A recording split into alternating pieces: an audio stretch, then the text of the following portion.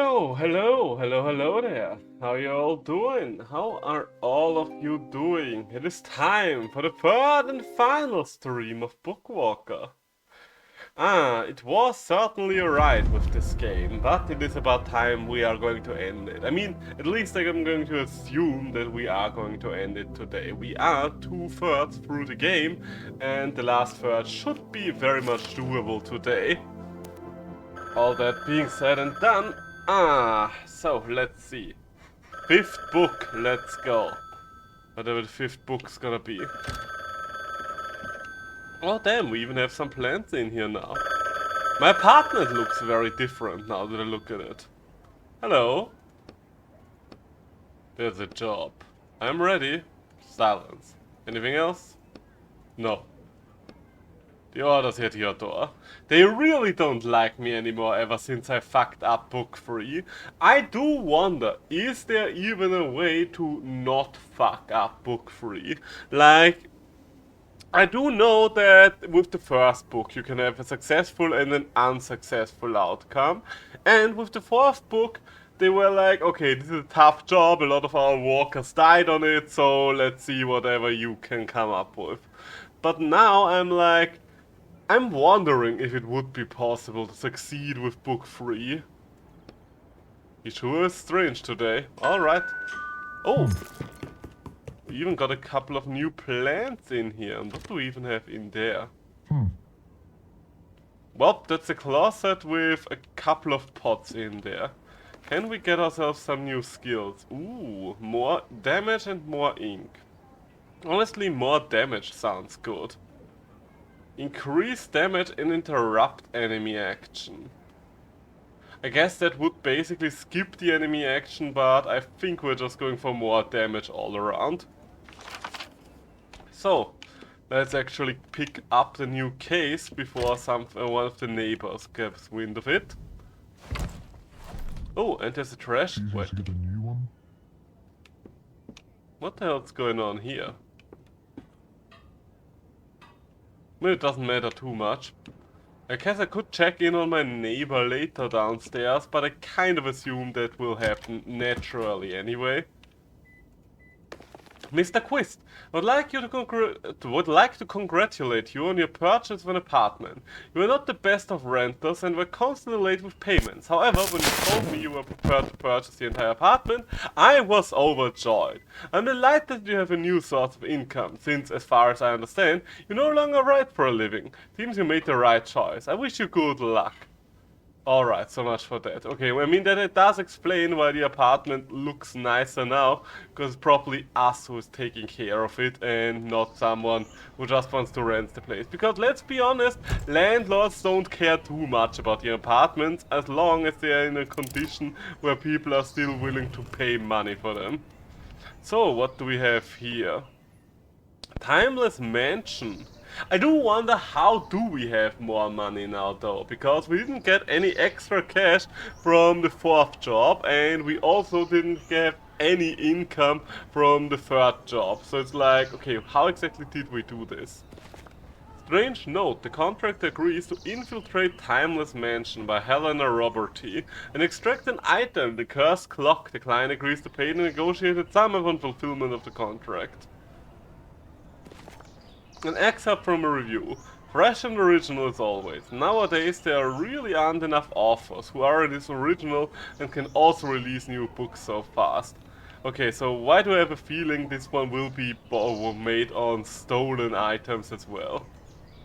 Let's find out. Who knows? Maybe in the final book we are going to find basically all the items we've stolen so far. I mean, we do know in which book the immortality potion has ended up in. Finally, I landed on something soft. Maybe too soft. You examine your souls. So, how did it go? I think successfully, nabbing Excalibur really redeemed me in the client's eyes. So, now you'll get easier jobs? No more killer robots threatening us? I hope so. We're supposed to find a clock of some sort. Doesn't sound too complicated. Ready to get started? Let's do it. Let us indeed do it. Why am I even putting my hand on the keyboard right now? This is literally a game that I play with nothing but the mouse. I can do something entirely different with my hand in the meantime. I can do this, and even do this. Or I can just nab me a delicious grape, for example. Oh, okay, we kind of failed at nabbing the grape there. Hey, it's a cute place. Etienne? Are you okay? Yes. Okay, we have been shocked. Is that a Oh! I bet it's going to be something like this thing has been stolen from one of my books or something like that. What the? Oh god, oh god! A woman runs past without even glancing at you. I trapped him! I trapped the monster! Run away! I mean, if you trapped it, there is no more reason to run, isn't there? Monster? So, the jobs didn't get easier. One would think people would actually read those books before walking into them. Like, I do understand that a lot of the time those are rush jobs, but all things considered, it feels like an unnecessary risk not knowing what to get yourself into. So, anything else out there? I mean, we have the entrance, but let's take a look at the basement first. Because that's where the screaming lady came from. Water pipes, you say? Old rusted pipes run along the wall. One of the pipes is dripping. Actually, the water is full on flowing out of it. It's too late to save this pipe. I mean, thankfully we are not planning on saving every single person in this book as well. The steps collapse under their own weight. So is it a good idea to go in there after a lady came out screaming about someone being trapped? Yelling into the air, "Damn girl! Get back here and let me out! Find you and your friends too! You really think this cage can stop me?" Considering that you're still in there, yes. Is this the monster? Who are ya? The man pauses and stares at you. Damn. Etienne? You know him? Etienne! The man's eyes seem to burn through you. You look away, but not before noticing the man's hands are trembling with anger. I think we should get out of here quickly. Stop right there, you bastard! Answer me! What did you do with Amanda? Where's my wife? Hold on, what does all this mean? Not now. Okay, maybe we are finally learning what the fuck's going on with our character and why exactly we had writer's block imposed on us for 30 years. Now, so far the game has not answered that question. Best not to open that door. Can do, will do. Okay, so I don't know if that guy is a good guy or a bad guy yet. They are referring to him as a monster, so one would assume he's a bad guy. And he might be a bad guy and still be a victim to our circumstances. Only one way to find out. And that is by looting literally everything.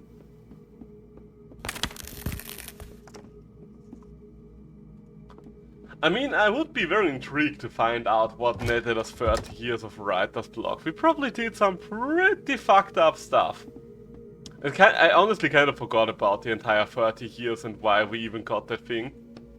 Why does that fellow in the basement know you? This book. I wrote it. What? What do you mean? I created this mansion, but I was arrested before I had a chance to finish the book. So, how did your client get this book then? But we've only been stealing from books that are on the market. Imagine the rights to it went to my publisher, and they decided to have another writer finish it. So that's why the rightful man in the basement knows you. You created him. Yeah, but not like that. It was the story of a generous aristocrat who lived in a beautiful mansion with his wife. You definitely wouldn't catch me writing about a murderer in a blood-soaked basement. Do you think the new author changed a lot? Looking around. I think so, yes. Who is this Amanda he mentioned? Is she here somewhere too? She's not here anymore. It's better if we talk about that later. This clock wasn't meant to be here either. Let's take a look since it's what we are here for. What do we even steal from here again? Now that I think about it, do I know what exactly I'm supposed to steal from here? I see an ancient clock. The steel framed around it is covered in small inscriptions, some of which are impossible to make out. There's something written here. The clock master's lifetime. Something something with the time on the clock itself. Too bad it stopped. I'm guessing we need to bring back a working clock? Etienne? Yes, a working one. You notice 3 huge holes in the mechanism. There are 3 gears missing. We'll have to search the whole mansion. Well, you should know your way around here pretty well, since you created all this. Are we at the end of the book? That's right, the plot has ended and the heroine managed to lock the monster in the basement and escape. Nothing else happens in the plot after this. A happy ending.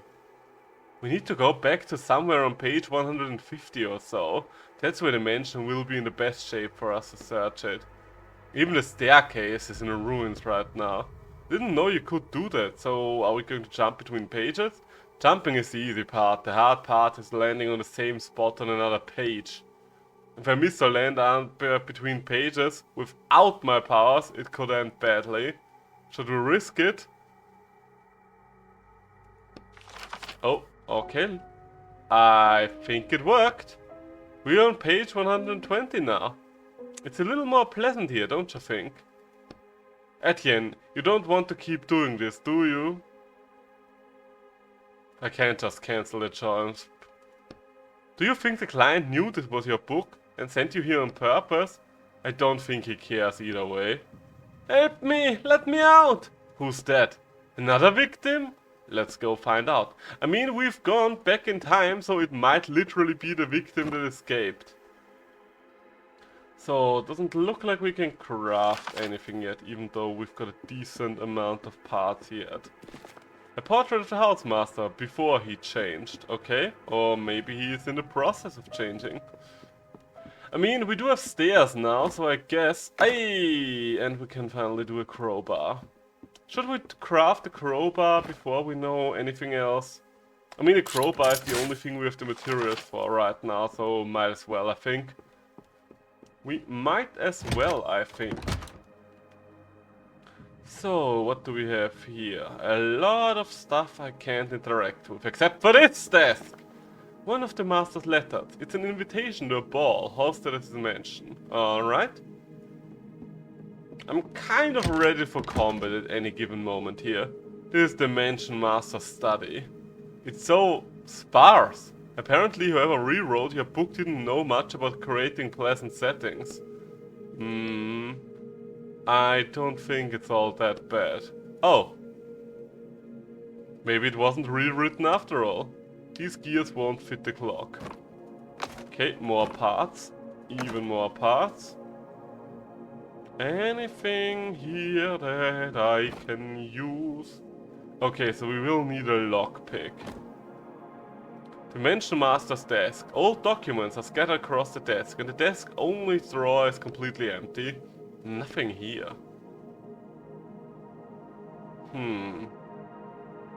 Doesn't seem like this is going to be all that useful to me. I'm kind of expecting to get jumped by the Mansion Master at any point. Could you imagine having a house big enough for you to just not encounter people in it while you walk through it? Just because there's so many rooms and corridors. These days it's pretty much unimaginable, but I guess for old mansions that wasn't too unusual. Hey, anybody? Jonathan? Guys? So, I guess that's going to lead down to the cellar again. Okay, the windows were already boarded up. Do we want to take a look at the storage room? This is a very weird design, but sure. Hello there, young woman. Anybody here? Help me, Jonathan! The voice is coming from behind those shelves, the shelves that just moved. I hear it. So, hello, young woman. Oh my god, who are you? I'm here to help. Help? My hand! She shows you the handcuffs behind her back. How did you end up here? My brother and I were looking for something. Oh my god, Jonathan! He's still around here somewhere! Promise me you'll find him! I promise. Thank you. By the way, you haven't seen any gears around here, have you? Big ones for a clock. No, sorry, it's okay. Although, when I was searching the study upstairs, I found a secret compartment in the desk, but it was empty. What do you mean, searching? Did I say searching? I must have misspoken. I was there earlier, but I didn't find anything. Did you check the false bottom in the desk drawer? No. Well, you should. Well... Awkward silence. I think it's time to get out of here. I'll take care of your brother. The girl nods briefly. She looks around the room for a second and with barely noticeable disappointment disappears behind the door. More of your characters? They seem fairly well written. Really bad at lying though. No, I don't know her. A plain writing desk stands against the wall. There's nothing of interest on the desk or in the drawers. Not in this time at least. Not in this time at least. Okay, so I guess we will have to do a lot of time traveling while we're going through this. I guess first things first, we need to figure out how to make a lockpick. Okay, so... Ah, god, I do have a feeling that if I go in there, something's going to lock me in. You look at the empty cell. The scratches on the floor and the chains hanging from the walls make this frightening place even without. I wonder where a monster is in this time. I think we're better off not running into him. It looked like he was ready to kill you right there and then. Do you think he knew, do you think the new alpha made him like that? No, nothing's changed there. Oh, but he's not supposed to hurt the other characters. And this change in him bothers me. I bet I'm going to get locked in when I'm in there. Okay. Not getting locked in just yet.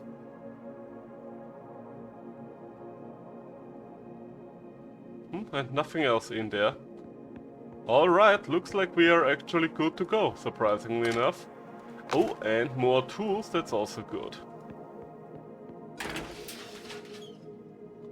So, where am I? What are we doing here? Ah, yes, I remember now. Here's what's ruining the staircase in the future. Looks like there's a water pipe leak.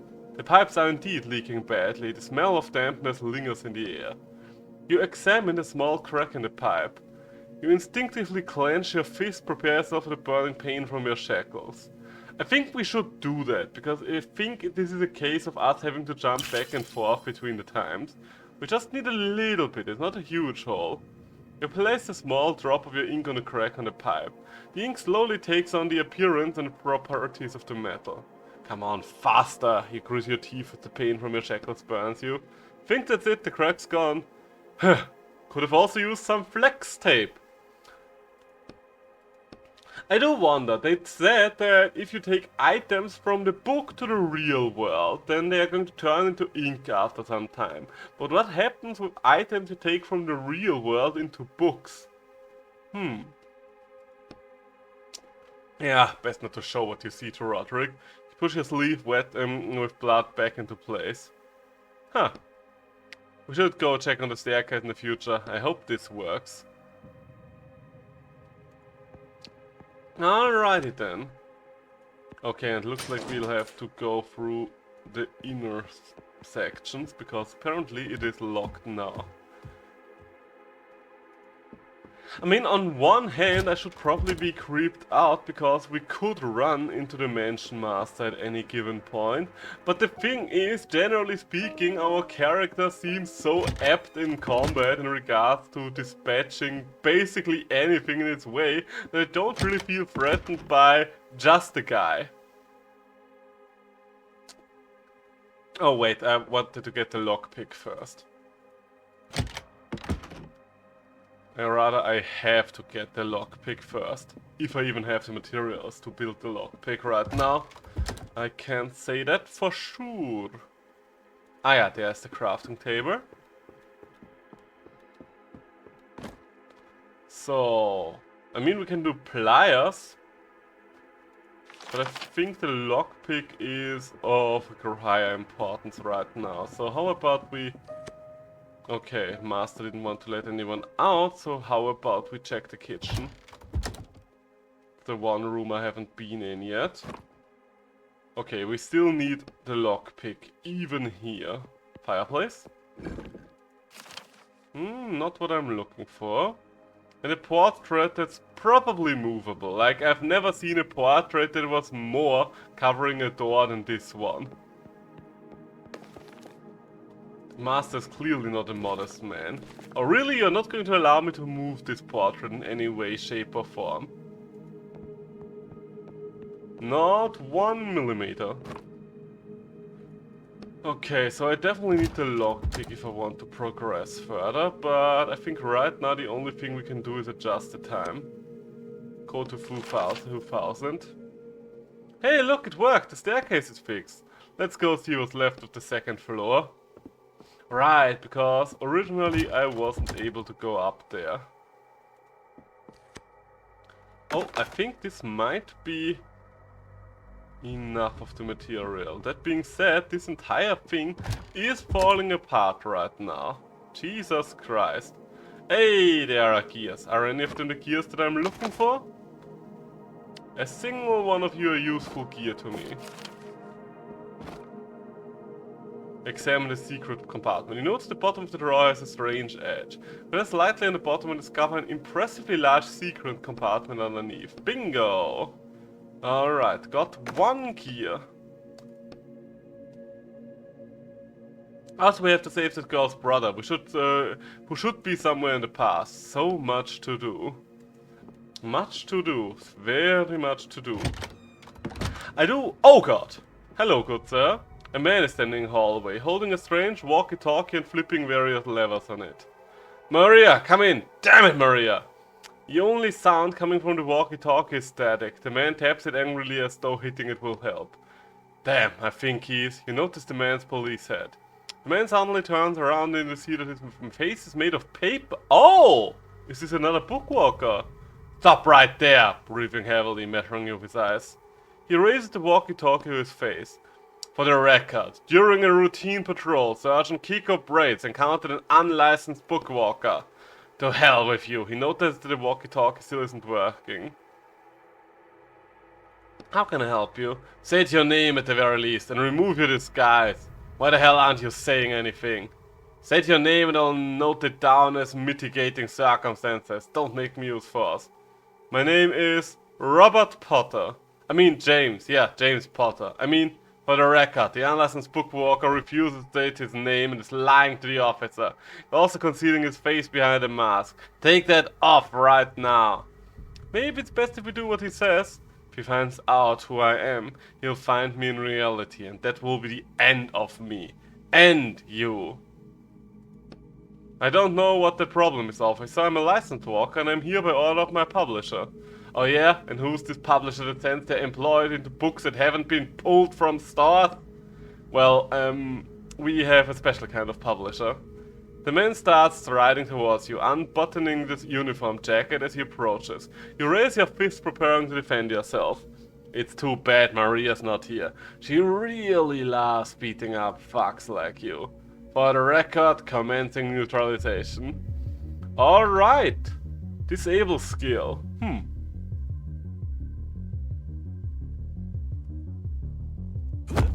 I mean, we can just stun the man for now. He's still going to do the disable thing. But another stun should do most of the job and then suck him dry. So, if you're going... Oh, and you... Okay, you had to disable that one, of course. Under those circumstances, how about we just stun you and drain you and then be done? If we defeat this man, do we kill him real life? Or what exactly is happening here? The man looks at you angrily. Damn you! Fine, Maria will deal with you later, thief. The man instantly disappears, as though he was never there, but the bruises in your body say otherwise. Damn, this is really bad. Can imagine, disobeying the Writer's police is one thing, but fighting the police? Attacking a police officer plus stealing from a book that is still under license. It's not 30 years, of course, but you could definitely get 5 to 7. What exactly did we do that we got 30 though? Not even close to what you were accused of? What in the world did you do, Etienne? Yeah, really, what in the world did you do? Hold on, you also said you hadn't finished the book when they arrested you, which means something happened here, in this mansion. And it has something to do with the mansion master and someone named Amanda. I hope we get down to business before the policeman gets here with backup. Okay, so something with this book here is the reason why we have writer's block for 30 years. Interesting. Well, first things first, let's get ourselves a lockpick. Was there one thing to lockpick back there, or was it only in the kitchen? I'm just going to make sure I'm not missing anything back here real quick. Doesn't look like I can interact with anything here anymore, so I guess we need to go to the kitchen. Ooh, I'm very intrigued. This is exciting right now. Finally getting to the deep lore of the deep lore. I mean, one of the things that I really appreciate about this game is how many layers there are. Like you have the layer of the real world, then the book world, then your character, and so on and so forth. This was a room for entertaining guests. Looks like the master of the house became less social. And this definition of entertainment changed too. And well, there is blood now. Wait. Oh my god, and now they need the pliers. Okay, but I think... Can we still do something? I guess we have to go to the past. I can clearly see there's something behind there, guys. Just let me move this damn painting. So... Well, that being said... Insert the gear. You put the first gear into the clock. You hear the furious cries of the mansion master coming from the basement. You think that will help you, Etienne? You don't even know what the clock does! How did he know we were? We need to find the other gears, but let's speed things up a little. I feel really uncomfortable in this place. I thought you'd be glad to be back in here. No, I'm not. And this isn't my book anymore. They twisted and destroyed everything they could here. I wish I could burn this whole book to ashes. Alright, let's start with the girl's brother, maybe. He knows something, since as far as I can tell, they investigated all this already. We didn't see him in the past. Can you jump even earlier? Yeah. 1990 it is. Guess today's our lucky day. So many jumps and we're still in one piece. Maybe it's because you're skillful? Stop it. Hey, sorry, I'm just trying to lighten things up a little. Thanks for trying. Interesting, there isn't even a way up there now. Can we leave through the front gate now? Nope. Let's take a look at the room for entertaining guests again. Ah, yes, okay, so I guess there was a door that they tried to close down, so I guess there isn't a door there anymore in the current time. One of the master's letters. It's charred and it's addressed to his lover Amanda. The music is very eerie right now. What's this? There isn't supposed to be a passageway here. Guess the master's building a secret room? The mansion's master wouldn't tear down his wall himself. He's a well-off aristocrat. His servants should be around here somewhere. It's probably their work. Don't see any servants in this time.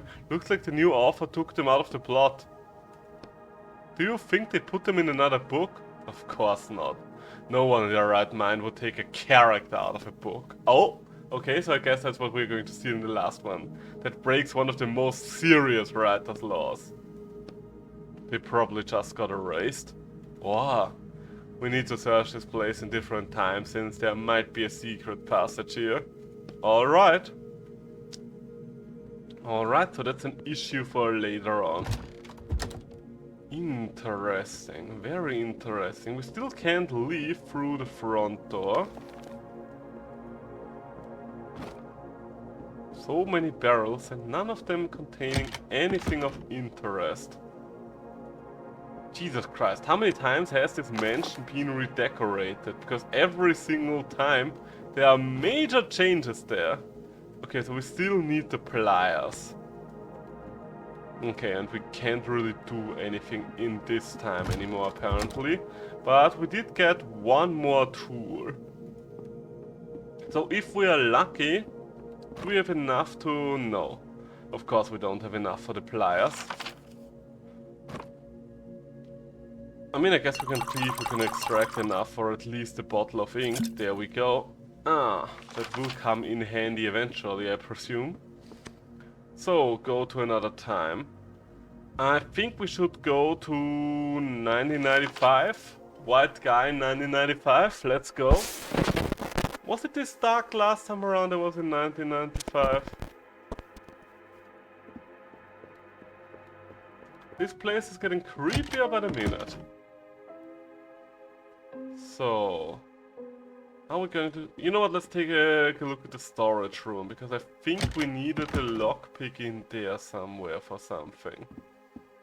The writing desk, perhaps?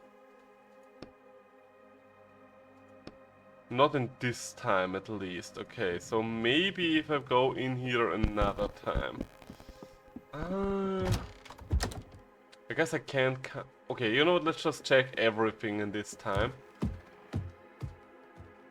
So, was there anything else to interact with? Doesn't look like it.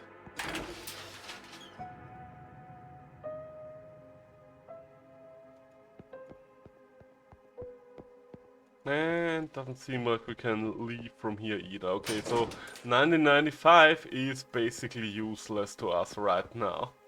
Although I should probably double check the kitchen again. There's still a chance there might be something of value to me in the kitchen. This is so creepy right now. Ah, there we go. Okay, sadly, once again, nothing of actual value.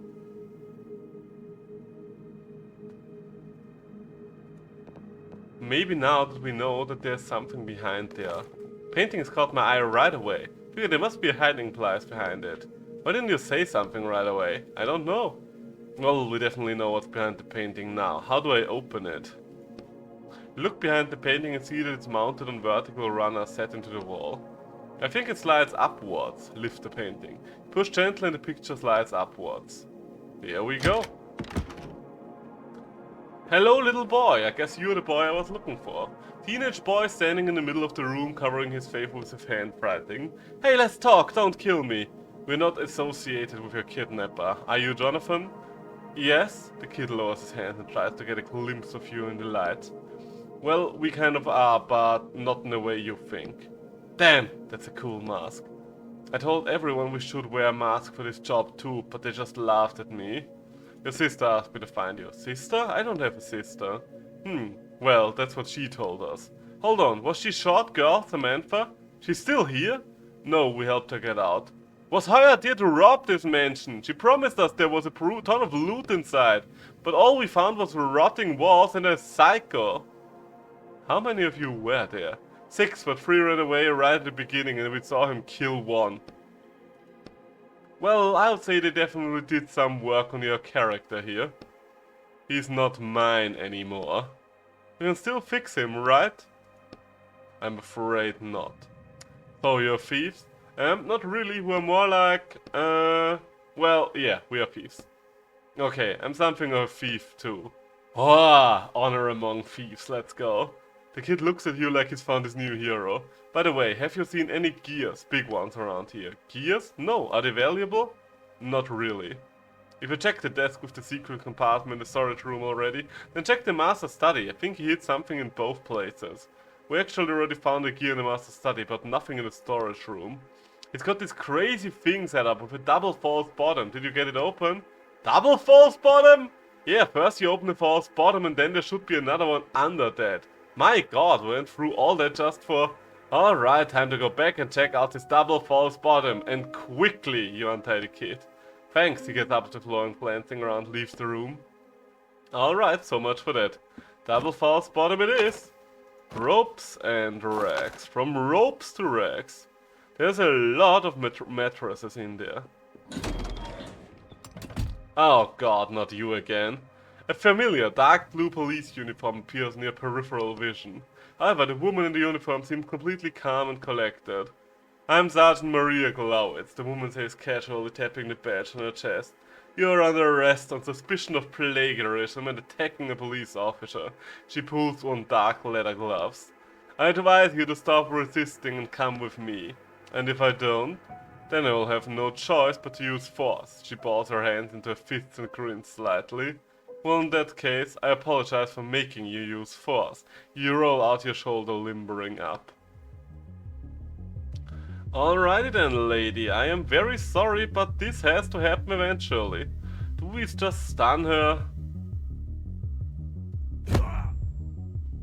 Let's just stun her. There's literally no reason not to stun someone in my experience. It's just such a good skill. Okay, now we are not going to stun anyone anymore. I mean, we could go for one slash, follow it up with another. It's a strong hit, but we have a lot of heat. Oh! I think that finished the job. Defeat both cops without taking any damage. Oh damn, we got an achievement for that. I didn't even realize I didn't take any damage in the first fight. Maria is breathing heavily. She's leaning to the side but manages to somehow keep her balance. "This isn't over, thief. The whole police force will come looking for ya." Before you can blink, Maria Glowitz disappears from the book. "Are you alright?" "I've been better." You straighten the crumpled papers on your face. This entire thing kind of feels like a setup for me right now, if I'm completely honest with you.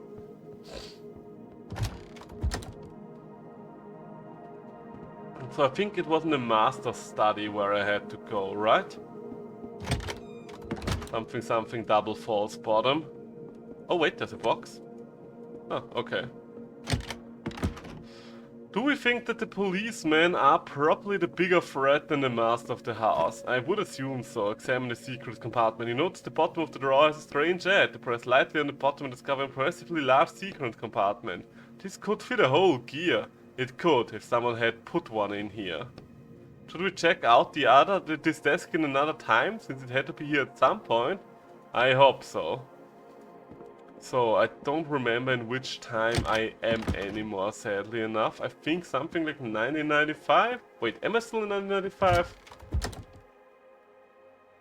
I'm probably in 1995.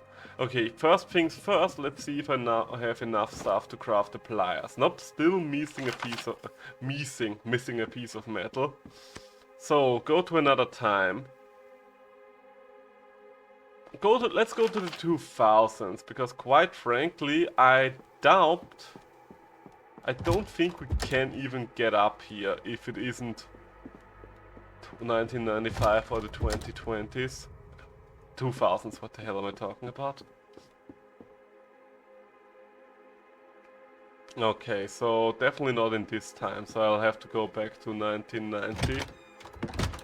I think. Oh, wait, rubble? Ah! Okay, what do we have in here? Okay, nothing of importance, sadly enough. Ah, I was hoping there would be something good in there.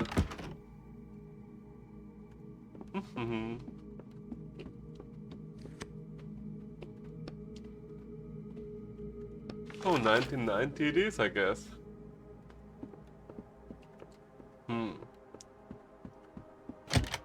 1990 isn't really getting me anywhere right now, is it? Door is locked from the inside.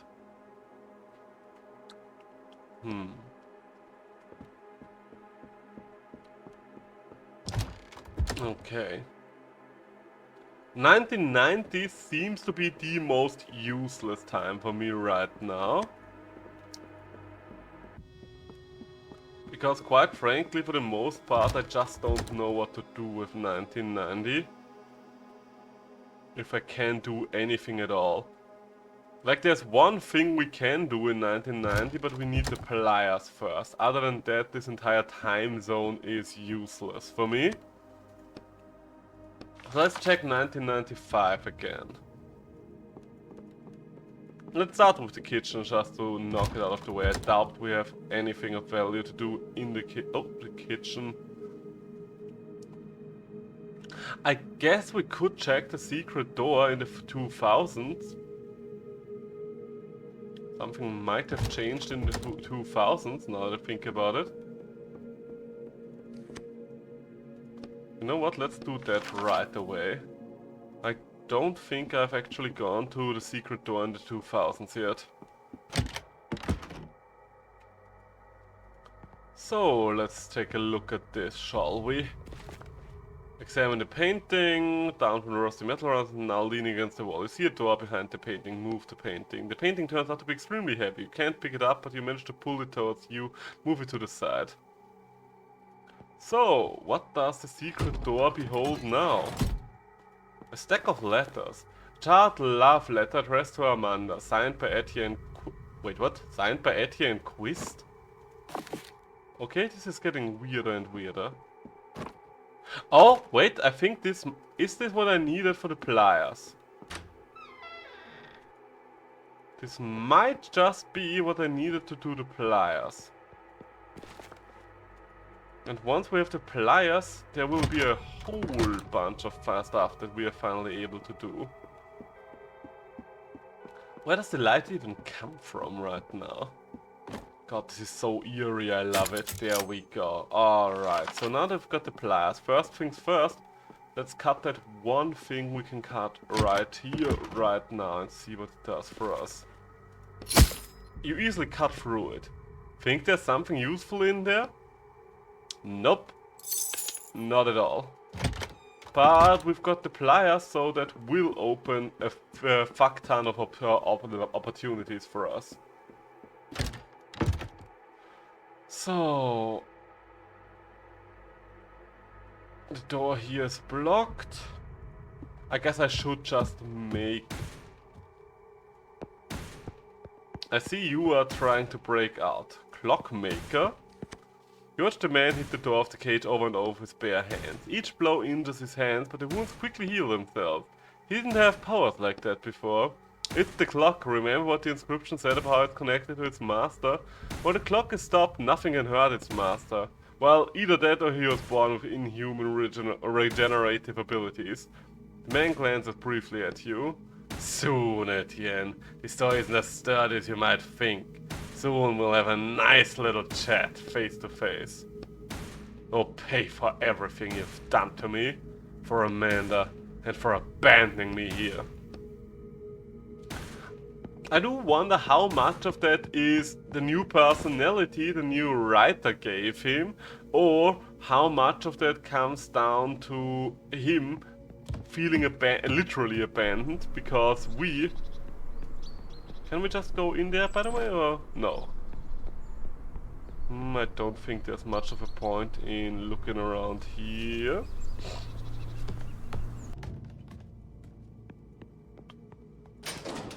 I swear to God, at some point we'll come through here and the door will just have been broken open. Something along those lines. I can already see that coming. So, sadly enough, we are in the 2000s and there isn't anything to do for us anymore. But we might as well just go back to 1995. Because now we can at least interact with that one barrel over there, that I know for sure. So... there was one barrel over there somewhere, right? Something required pliers at some point in time. Did the writing desk require pliers at any point? Search the desk. Quickly find what used to be a hiding place. It's empty, we should check in the past. Okay. So we have to go back to at least 1990, but 1990 isn't really possible anymore. At least I can't go there in 1990, I think. So, wasn't there something here to interact with now that I've got pliers, or am I in the wrong time again? Okay, seems like we are in the wrong time again. Okay, fair enough. Fair enough. I swear to God, all this time traveling is going to mess with my head at some point. I'm sure as hell going to forget in which time I find myself in. So... Was there anything else worth checking? I'm sorry that I'm going to check a lot of places twice or thrice or even more often now. I kinda have to because I'm getting lost in time right now. So, boy, why are you still here? You do realize you can fuck off. Boy, oh boy. You know what, I am going to pour myself a cup of tea because it's quite cool today in Austria compared to the last few days. So I can actually enjoy a hot tea again. Isn't that nice? Isn't that lovely? So, and one last check up on the first floor, just to make sure I'm not forgetting anything here. I would rather be a little too thorough right now, rather than just going back and forth and not progressing anywhere, because I'm missing the one place that I need to go to. Oh, please forget the gears won't fit. There we go. Okay, so we can now pick the lock here. But once again, nothing of value. Well, I guess I could probably bottle me another bottle of the magic stuff.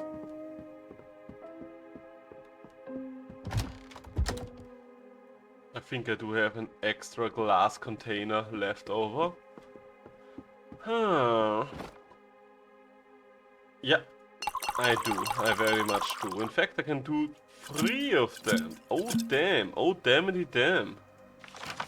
That's a lot of the good juice. So that leaves us with 1990. So whatever I need to do kind of has to be here. Because otherwise I'm literally running out of places to be. So was that the barrel I could interact with? Cut the rope. That's it! Oh! But a window to the balcony, okay. Can you jump it? You look down through the hole at the dried up farm brush. How about we look for something to put over the hole, like planks? Fix the balcony, let's see. I hope it holds. Window to storage room, ah. There we go. Okay, so I was kind of running around for nothing, but hey, at least we've got our solution now. There's no way it's not important since it was behind bars. You open the only drawer, but it's empty. So if we assume the author rewriting someone else's book isn't particularly intelligent, then it's obvious. You push on the bottom of the drawer and open a secret compartment underneath. Another false bottom. Your thought process is good, but it's still empty. You feel around inside the drawer just in case, but you don't find anything. Am I missing something? Do I need to check another time again? Maybe we should search the other rooms? We haven't checked them all yet. Okay. Remember what the kid said about a double false bottom? Guess the new author is more clever than I thought. I mean, to come up with a double false bottom really takes a higher level of thinking. You open the second false bottom of the drawer and take the other gear out of the compartment. One less gear to find. Time to go back for the clock? Time to go back for the clock up it is. There's a key sticking out of the door. Oh, think we should take that? Might come in handy in another time. It sure is. You turn the key in the lock to open the door, then you put the key into your pocket. There we go. There we go. Now that finally feels like progress. So I guess we're going to back to 1985 now.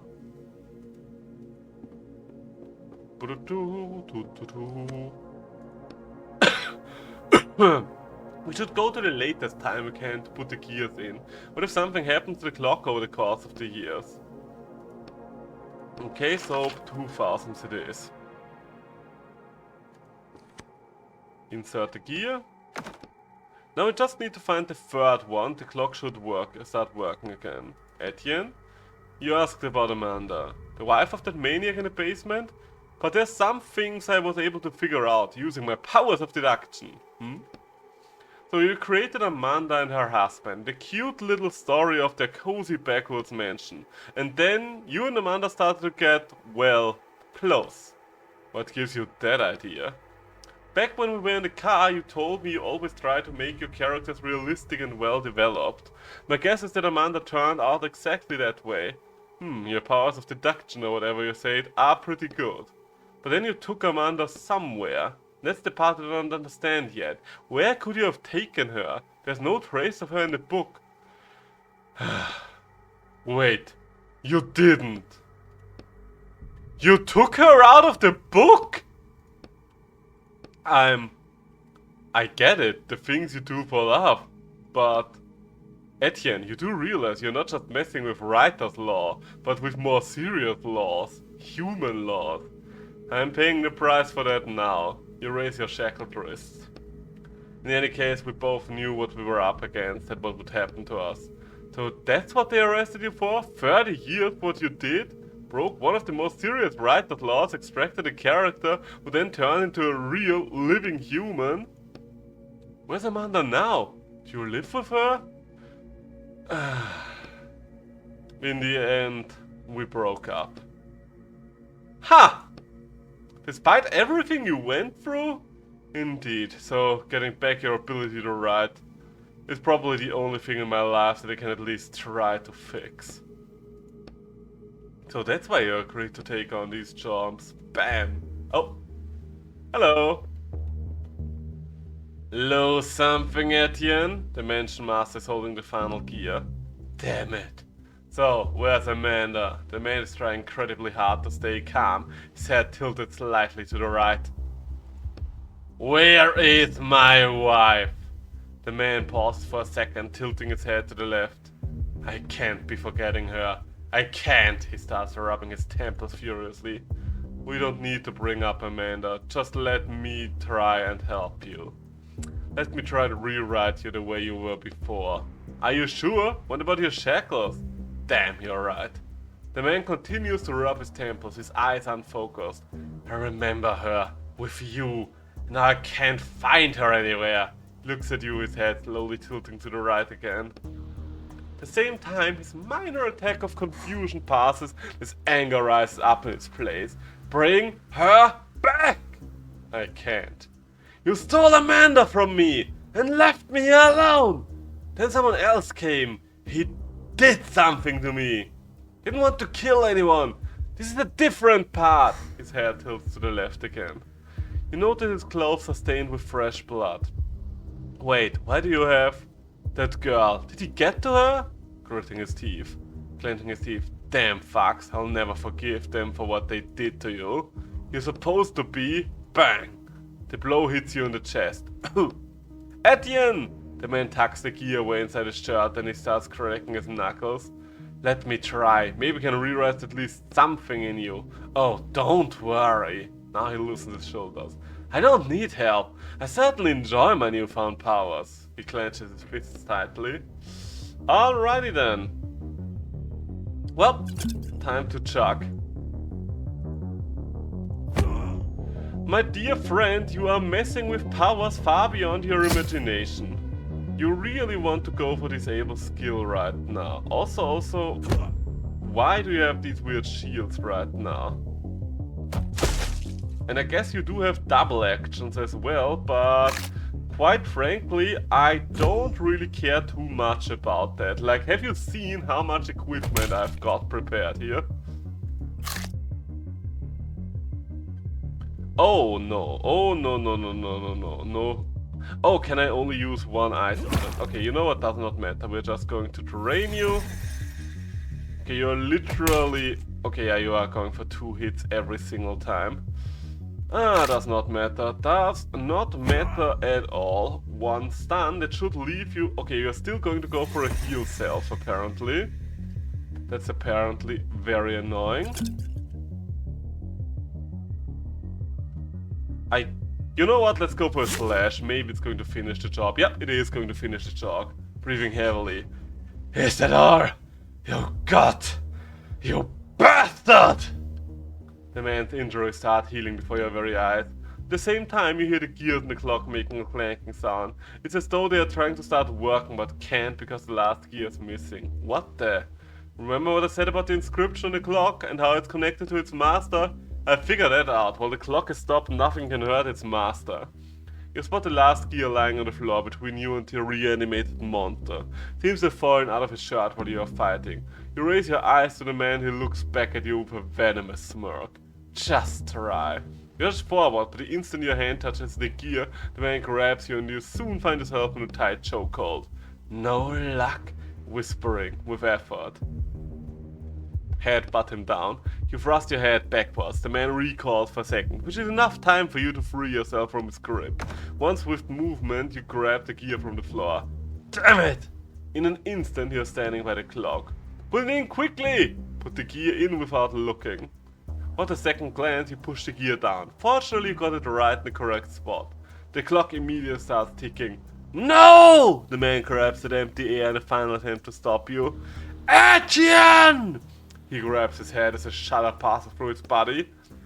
He begins to age rapidly. The injuries from his previous fights, not only the one against you, start reappearing all over him. No! He swings his arms helplessly, then starts dissolving into dust.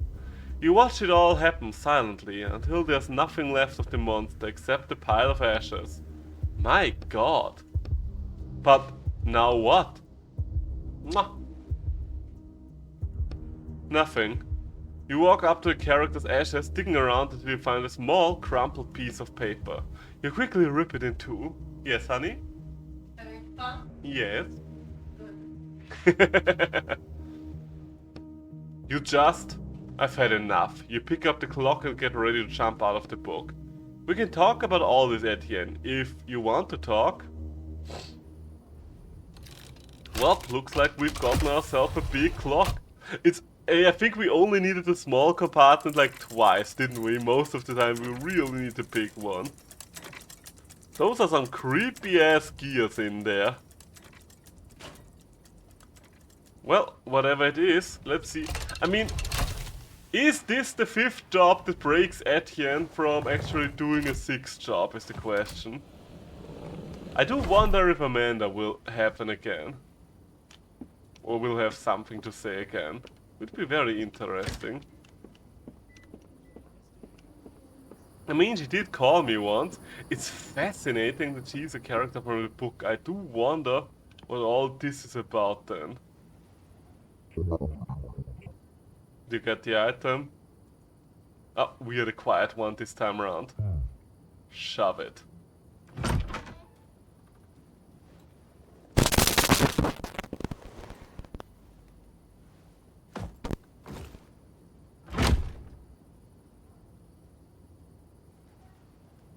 Well, we've got our item time. Oh. What's happening here?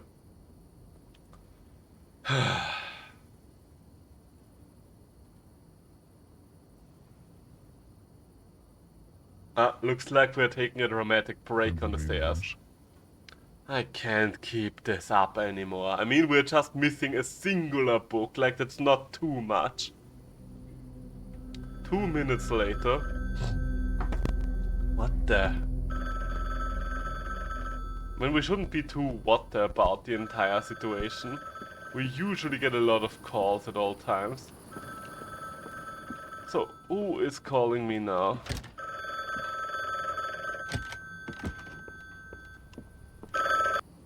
Hello? There's an urgent job. I'm not... No, you are taking it. I think I've had enough. I don't want to do this anymore. Etienne, it's your last job. You knew what book that was. And you specifically sent me to steal from it. I'm just the middleman, Etienne. I don't pick the jobs. I don't care. You can take a job and go to hell. Calm down and listen to me. Finishing these jobs is your only chance of getting your abilities back. I know you know this. You can't work off this sentence. 30 years is just an impossible amount. Your publisher betrayed you. Your lover left you. It's time to take back what you owed. How do you... Etienne, you're only a single step away from freedom. Fine. Excellent, excellent. The order's at your door.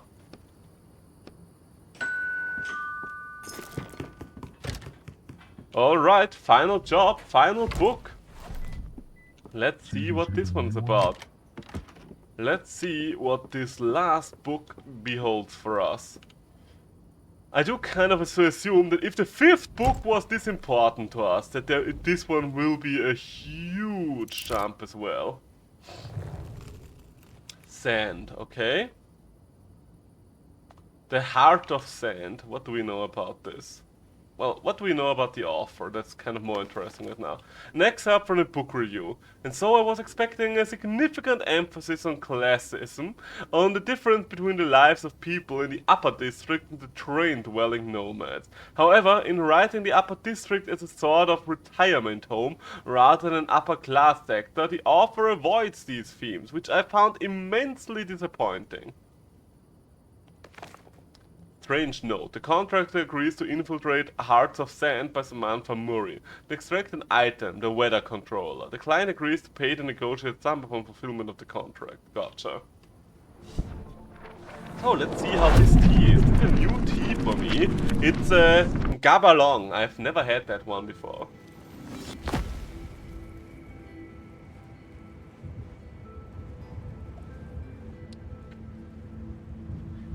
Okay, I think I should do it with less time. The temperature might be fine, but I think 18 degrees by 3 minutes might be too much for that tea. I think that's more like a 2-minute tea. On the back of it said 1 to 3 minutes, so I gave him the full 3 minutes because whenever I try to make a tea for the first time, I usually go for the highest or lowest amounts possible to get a vague understanding of the tea and adjust from there on. We decided to keep working? Seems I don't have a choice. After everything that happened, how did they manage to convince you? Or has another month passed since I last saw you? They spent a whole month convincing you? Not quite that long. You literally had to erase your own character. I'll write a new one. Ah yes, I forgot about your feelings towards characters. I don't have any feelings towards characters. Just because Amanda left you doesn't mean that all characters are now bad. She has nothing to do with it. I really thought about giving it all up. The client is right, I need to finish my last job. Even if what we're doing makes me feel sick. If they get rid of my shackle, I can write my own book. Putting this all behind me. Just help me finish this one last time. What are we looking for? A weather controller. Device that can control weather? Seems so. It would certainly come in handy here. You look around. The air feels like it's at least 100 degrees, if not 120. Okay, I guess we are not working with Celsius here, because otherwise he would be burning alive right now. Okay, let's get to it. Okay, that's the key. P.T. Jenkins. A small light is blinking on the radio panel, next to a worn-out accept call button. You're static over the radio. Lindev Jr. speaking. I'm taking over for the senior meteorologist. Too soon, unfortunately. The voice belongs to a very young man, but sounds confident, as though he's been given commands over the radio his whole life. Is anybody between lines 10 and 40? Is that us? Ask Roderick. Who knows? Is anyone between lines 10 and 40? Is it us? I think we are in range, maybe? You're breaking up. What's your number? I mean, there's a couple of lines down here. 1, 2, 3, 4, 5, 6, 7, 8, 9, 10, 11, 12, 13, 14, 15, 16, 17, 18, 19, 20. Okay, that doesn't seem to be too helpful. Let's say 26. 26 was destroyed by a firestorm last year. Are you sure that's the right number? Are you sure? 17 is here right now at the station in town. Not a steel plate with the number 42 next to the speaker. You're breaking up. What's your number? Got it. PD Jenkins, correct? I think PD's... Don't think PD will be making radio contact anytime soon. Is his buddy nearby? There's a skeleton in the chair. Writing something down. Thanks, I've noted that in the log. Must have been dry storm last week that got him. This doesn't seem like someone that died a week ago. What kind of storm did you say? Congratulations, you're the new operator of 42, so I'm obliged to inform you that there's a death storm forecast between lines 10 and 40, so you should head towards town. You can take shelter there. A death storm? You may not be able to see it from your position yet, but it's showing up on my instruments already. Alright, I'll try and get the train moving. Good luck. Okay, so much for that. Train control panel covered in levers and buttons. Start the train. Wait, examine the old photo. The photo of a woman with her blonde hair and a ponytail. Could be the former operator's daughter, or maybe his wife. Won't start, why not? You see a bunch of gauges, most of which aren't moving. Check the fuel gauge. Fuel tank is almost full, everything's set here. Check the cooling system. Cooling system is operational. Oil gauge? Oil tank is empty, we need to do something about that. Alright, oil it is. Oil it is, and other than that, list of names. The long list of names scratched in the wall, and each one's in different handwriting. A sharp nail hangs on a chain nearby. Looks like this is a list of train previous operators. There's dozens here. Is this some kind of cursed train? We're probably just in a dangerous place. Look at the end of the list. Last one is Ronald Miles? What about the dearly departed P.T. Jenkins? He probably didn't even have time to add his name. Add the dead train operator's name. Poor guy deserves this at least. Well, probably. We didn't know him after all. Take the nail from the chain and scratch P.T. Jenkins' name into it. Not bad. What about yours? You're the train operator now. Do you want people to forget about you too? I would rather not. Signing my name in someone else's book doesn't sound like the best idea. If you say so.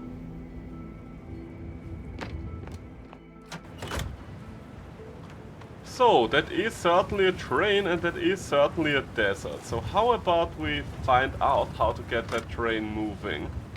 Certainly not with those random pieces of metal though. Ah yeah, there's the oil tank. This is a very small train. Oh no. What do you see? It's an oil bug inside. It ate everything. Something skitters around inside the tank. Ew. Can we skip the bugs? Is there no way we can get to town without the train? What? Are you afraid of bugs? Knock hard on the tank. Suddenly an oil-eating bug jumps out of the tank. Squash it. Bam! A greenish oil smear on the tank is all that's left of the bug. Good thing I can throw up in this form. Tank's empty and of both oil and bugs. Okay, so I do need to find an oil canister. Let's go back inside, because I'm pretty sure I cannot enter the rest of the train from outside. So, what do we have here? Shelves! Oh, that's an oil canister. So, anything else? Locomotive door, crafting table. Nothing we can do about that now. And nothing we can do without the crowbar. So, yeah. So much for that. I do wonder, will it just be us in this book, or... I mean, we are moving to some other place, I guess, so something will probably happen. Tank is small, and the canister fills it almost to the brim. Definitely enough to get to town. Alrighty then. Let's try to get to town. Start the train. Think it's running. Let's hope we get out of here before the death storm hits. I mean, we can just jump out of the book if it gets too bad, I guess.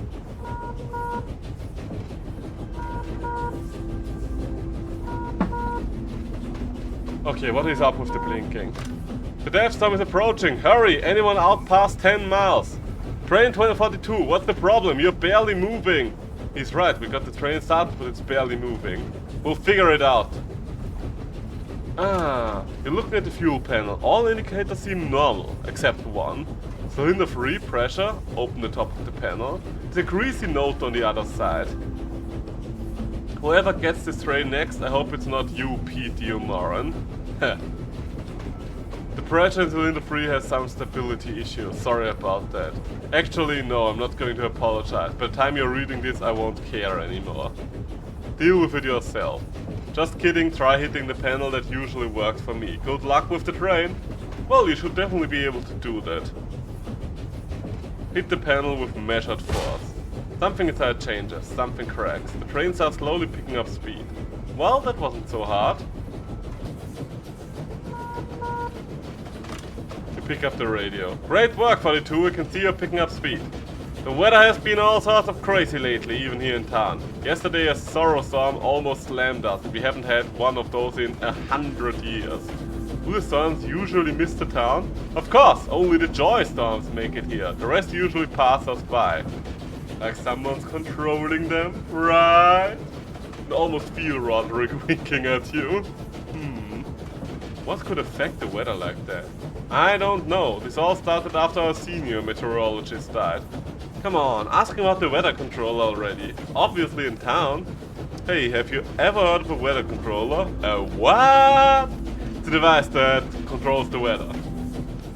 Is it a joke? I don't think he knows anything. Yeah, I guess the senior meteorologist had the controller and everything started getting messy after he died. We should ask around about him in town. If only we had something like that, my god. We'd certainly be well off. Alright, I see you're pulling in now. Good luck in town. Until next time, jokester.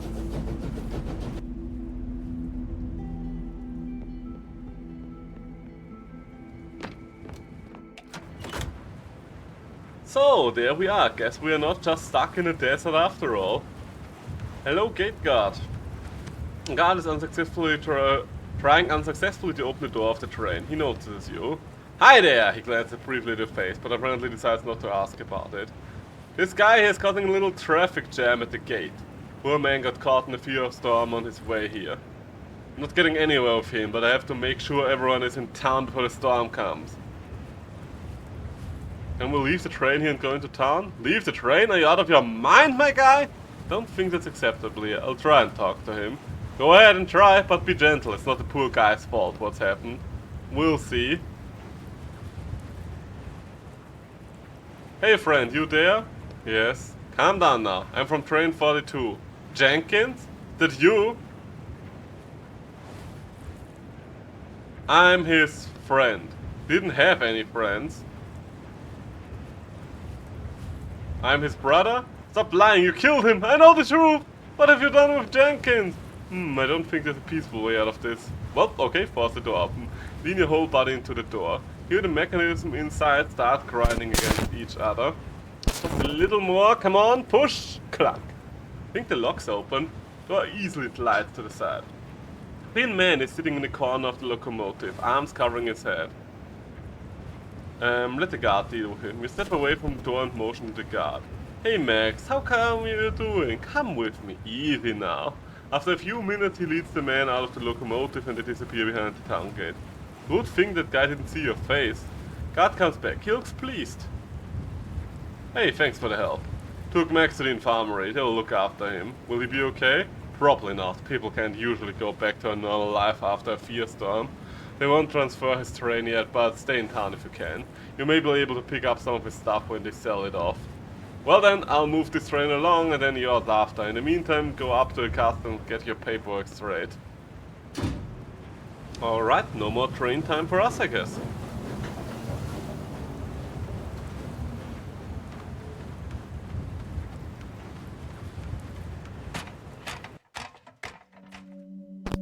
Customs Inspector. Oh, and maps. Hello! Inspector is sitting in a cold, dark office. He looks up at you and in a bored voice says, Train number 42. Inspector digs through some paper. Are you Ronald Miles? No. Did you find the body of Ronald Miles? No, I found the body of P.T. Jenkins. After Miles, it was transferred to Jenkins, he writes in his notebook. And now, Inspector looks up at you. My name is Bob. Just Bob? Bob Bobson. I'll write that down. Wearing a shabby coat with strange rustication around his neck. Not shabby. His face, he looks at you, then looks down again, is apparently disfigured. Oh ho ho! You aren't too good looking yourself. Spectre doesn't react. Here's your ticket. He hands you an old yellow ticket, which looks like it's been passed around for years. One standard town visit 2 hours. Can I stay longer? You must sell all possessions belonging to the train's former operator before you leave town. Make that your top priority. You must sell all possessions belonging to the train's former operator before leaving town. Okay, weird. Thought they were mine now. Spectre looks at you silently, trying to understand whether you're joking or you really don't know how things work around here. Train is yours, the possessions are the people's. What happens if I can't sell them all in 2 hours? The items will go to the people. Okay, thanks. Go on through. He opens the turnstile. Oh, table. Ah, bread. Delicious bread. Okay, to be honest, so far this book reminds me a little of Mortal Engines, which isn't really a great thing, because quite frankly I think Mortal Engines was a stupid concept. Author of Mortal Engines, if you're in my chat, I'm sorry to say that, I doubt you're in my chat, but if you're in my chat, I'm sorry, but most of the problems in the book came from them moving the cities around. If they just stopped moving the cities, it would have been fine. So, what do we have here? A young woman is talking to one of the travelers, who passes her a strange half-empty bag. Extend my time by 1 hour, please. He hands over the bag and quickly turns away. Hold on! The man freezes, tilting his head. Just who do you take me for? There's not even enough sand here for 15 minutes. She shakes a small pile of red sand out in the palm of her hand. Are you up to your old tricks again? Do I need to call the guard? No, please, 15 minutes is fine. Let me just catch my breath and I'll be on my way. The man slowly retreats. He looks extremely tired. Woman turns to an empty hourglass in one of the niches on the wall. Damn beggar, she pours the sand from her hand into the hourglass. Then she picks up her radio and you hear a crackling sound coming from speakers echoing all over town. Peter's train 124, 15-minute extension. She puts the radio back on her belt and reaches out a hand to you without looking. Give her your ticket. Okay, yellow. She takes out a new hourglass and pours in enough red sand to reach the second mark on the side. Then she puts it in one of the empty niches in the wall. 2 hours starting now. Good luck in town. Thanks, I guess. Inspector? What do you inspect over there? An inspector is standing by the train. The assistant is inside, rummaging through possessions. Oh, you again. The man you encountered at the town gate recognizes you. Everything okay? This is that guy's train. What was his name? Max, I think. Max, is he doing better? We can sell this, you hear from inside the train. I would say that's enough to live on here. We'll split it up, I think. Ugh, Max is resting right now and we're keeping an eye on his stuff. Look over his shoulder into the train car. Don't lock in there, you know what. He hesitates for a moment, then reaches into his pocket and takes out a bag of sand. Take this, you're a good guy, you helped Max. Let us take care of things here. Take the bag. Now get out of here, don't interfere. Inspector turns around and loses interest in you. Okay, works for me, I am bribable. I guess I'll have to get her. Give her the stand? No? Okay, I guess I just have a bag full of sand right now. One would think sand isn't all that valuable in the desert, but what do I know? This merchant is desperately trying to get your attention. His smile reminds you of a late-stage insanity. Hey man, hey, come over here. You got any sand? Yeah, plenty. Oh, hear me out. Buy a melon. Sand melons. They're delicious. The name sand melon seems to describe them quite accurately. Small, shriveled fruits that look like they're covered in a layer of dust. Too much dust. Delicious. Look like no one's buying. They're scrumptious, I tell you. Think I would sell them if they weren't? As for these, pay no mind. There won't be a single one left by evening. Sure. So, what do we have here? A middle-aged woman is resting on the stoop of her train. A basin of laundry, children's clothes sits at her feet. She stares at her train for a moment. She sighs and leans against the train door, which buckles slightly under her weight. So you're from train 42, huh? She grabs a cigarette and takes a drag. Did you know the previous operator? Jenkins? Yeah. He was my husband. Oh damn! She gets up heavily and starts hanging the laundry as if nothing had happened. I'm sorry. Are your hands clean? Take off your dusty gloves. Pass me the clothes, she nods the basin with the diapers inside. The knot sends ash flying from the cigarette onto a pair of men's pants hanging on the line. Hand her a pair of children's pants. Take off your dusty gloves and pick up a pair of white children's pants. You glance at your hands for a moment. This is the first time in a long time that they have looked human. All that's left are the thin scars stripping across your palms. They probably won't ever fade. The woman takes the pants from you. Hand her a bunch of socks. Well, you should technically hang the big items first. She shakes out the sheet and throws it over the line. What's your business in town? Got stuff to sell? Yeah, your husband's possessions. Just random things, nothing interesting. The woman ashes her cigarette and you see her glance quickly at you as she takes the sheets. So, Jenkins' possessions, do you need me to... You pile a few socks from a basin together and give them to the woman. The woman doesn't turn around to take them from you. She stands with her back to you, not speaking. The woman's shoulders tremble, but it's barely noticeable. Sorry? Well, so much for that. What am I looking at here? Okay, that's just a water pipe thing.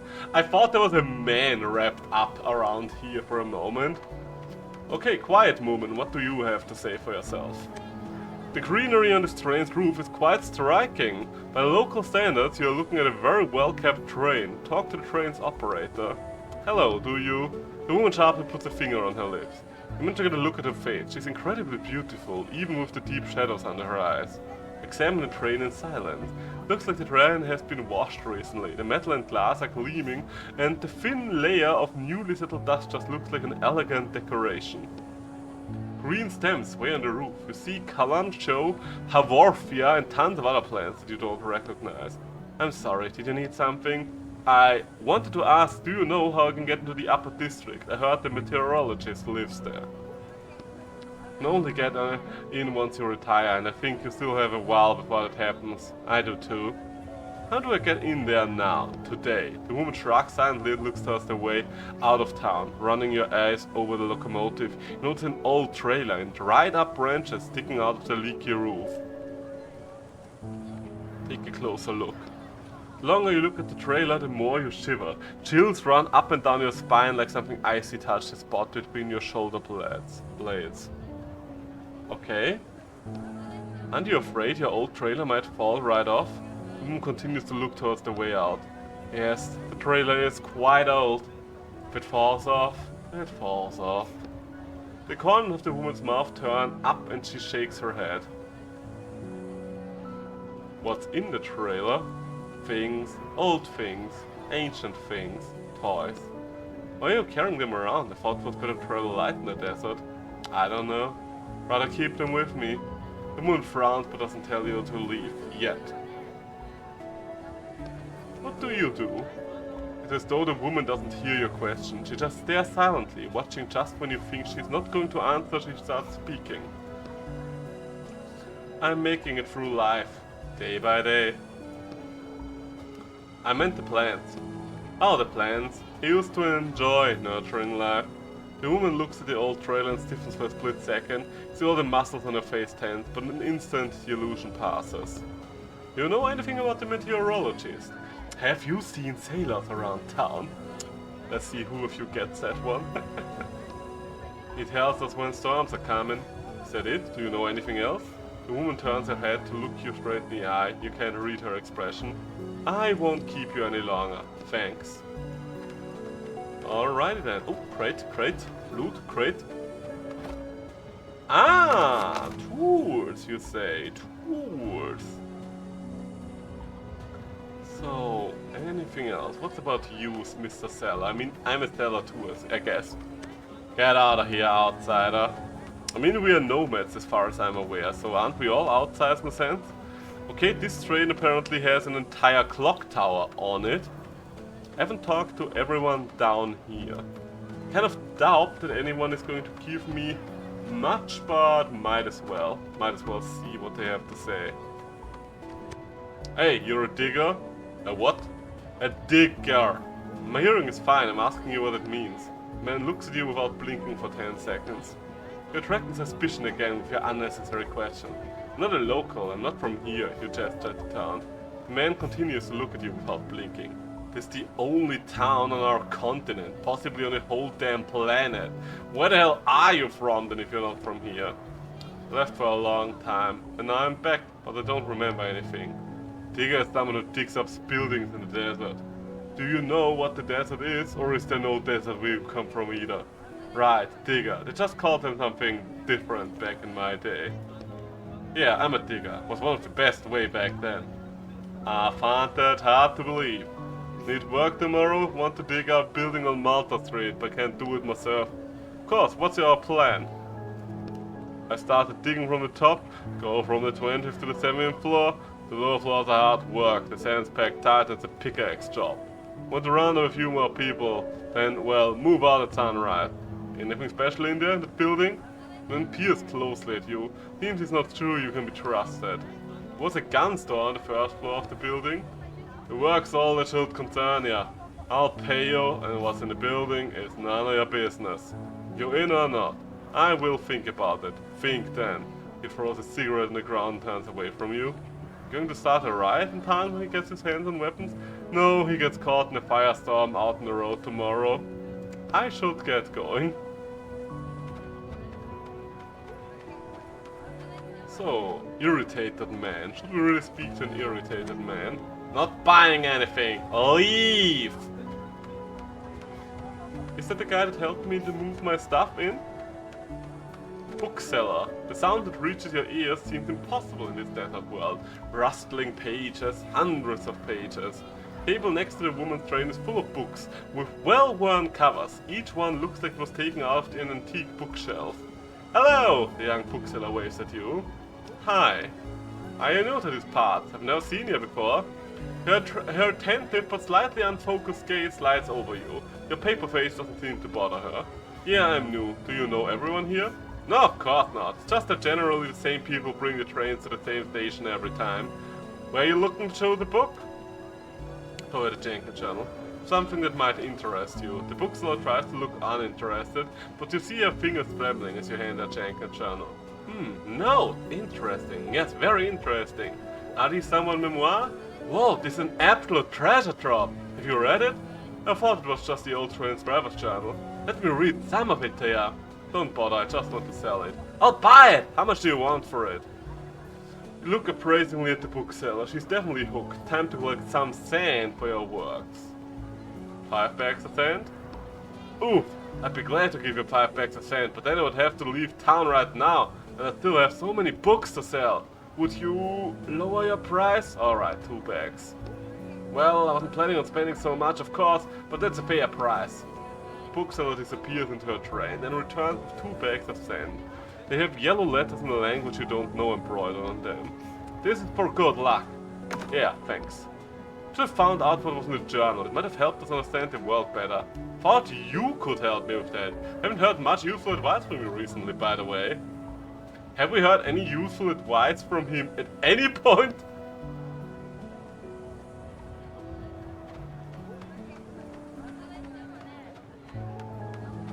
Finally. The man's sleeve bears the letter CS to an hourglass symbol. And you are, you keep looking at the letter CS trying to think of what it might stand for. Customs service. From the customs service. I just finished going over your stuff in there. You need to sell everything that belongs to Jenkins before your time in time's up. Anything you don't sell will be confiscated when you leave. Yeah, they warned me about that. And that, he points at Roderick's cage. That one is mine. And I see the tag, he leans closer. Why would I put the tag on my own things? An item with no tag belongs to no one. If it belongs to no one, then it's not yours either. Sell it, he writes something in his notebook. What the hell, I'm not selling my friend. He reaches for a radio in his belt and looks at you questioningly. Cool it, let's try and solve this peacefully. No! The custom officer quickly picks up the radio. Train 42, penalty. He watches for your next move. Take a step forward. Minus 10 minutes. Take another step forward. Minus 20. Let's not do this, please. Take one last step forward. Half-hour penalty. Grab him by the coat. 50-minute penalty. Threaten him. I'll rip up your whole damn book to save this cage. Do you understand me? I'll find the writer who wrote your sorry ass. I will find his grave. And you know what I will do on his grave? The customs officer doesn't seem to be a follower. 1 hour penalty. Attention, train 42, penalty minus 1 hour. The customs officer tosses a folded up trading tent at your feet. Have you done this before? No. Holding the tent signals that you are selling goods. People will come and buy from you and you make what profit you can. And in half the sand at the entrance, he points at the woman check ticket. Do what you want with the rest. Good luck, he walks away.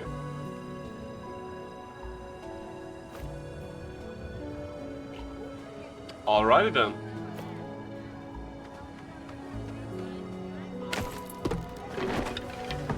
Guess we're going to open a stand now. The trading tent is ready. Time to sell off Jenkins' stand. Yep, start selling. You press sand off the tent and notice passerby starting to look overboard frequently. What do we have to sell? Everything left in the bag. Some weird gas cylinders you take through Jenkins' bag. Empty. Just put them on the counter anyway. You keep rooting around the bag. Some rags and a cup. After I'll even get one bag of sand for this. Oh, something else. Some kind of map. Hey, I bet we can do something with that. You notice the customer approaching. Listen carefully and remember this. The man is quite clean cut, probably from the upper district. Are you listening? Say that this map leads to something important or treasure or whatever. What are you selling? The old man looks at the canister, interested. Say anything, just push the map. I have something special. Some might even call it a real treasure. The old man doesn't react. He probably hears the same story every day. Hope you don't mean those helium cylinders. They are empty, by the way.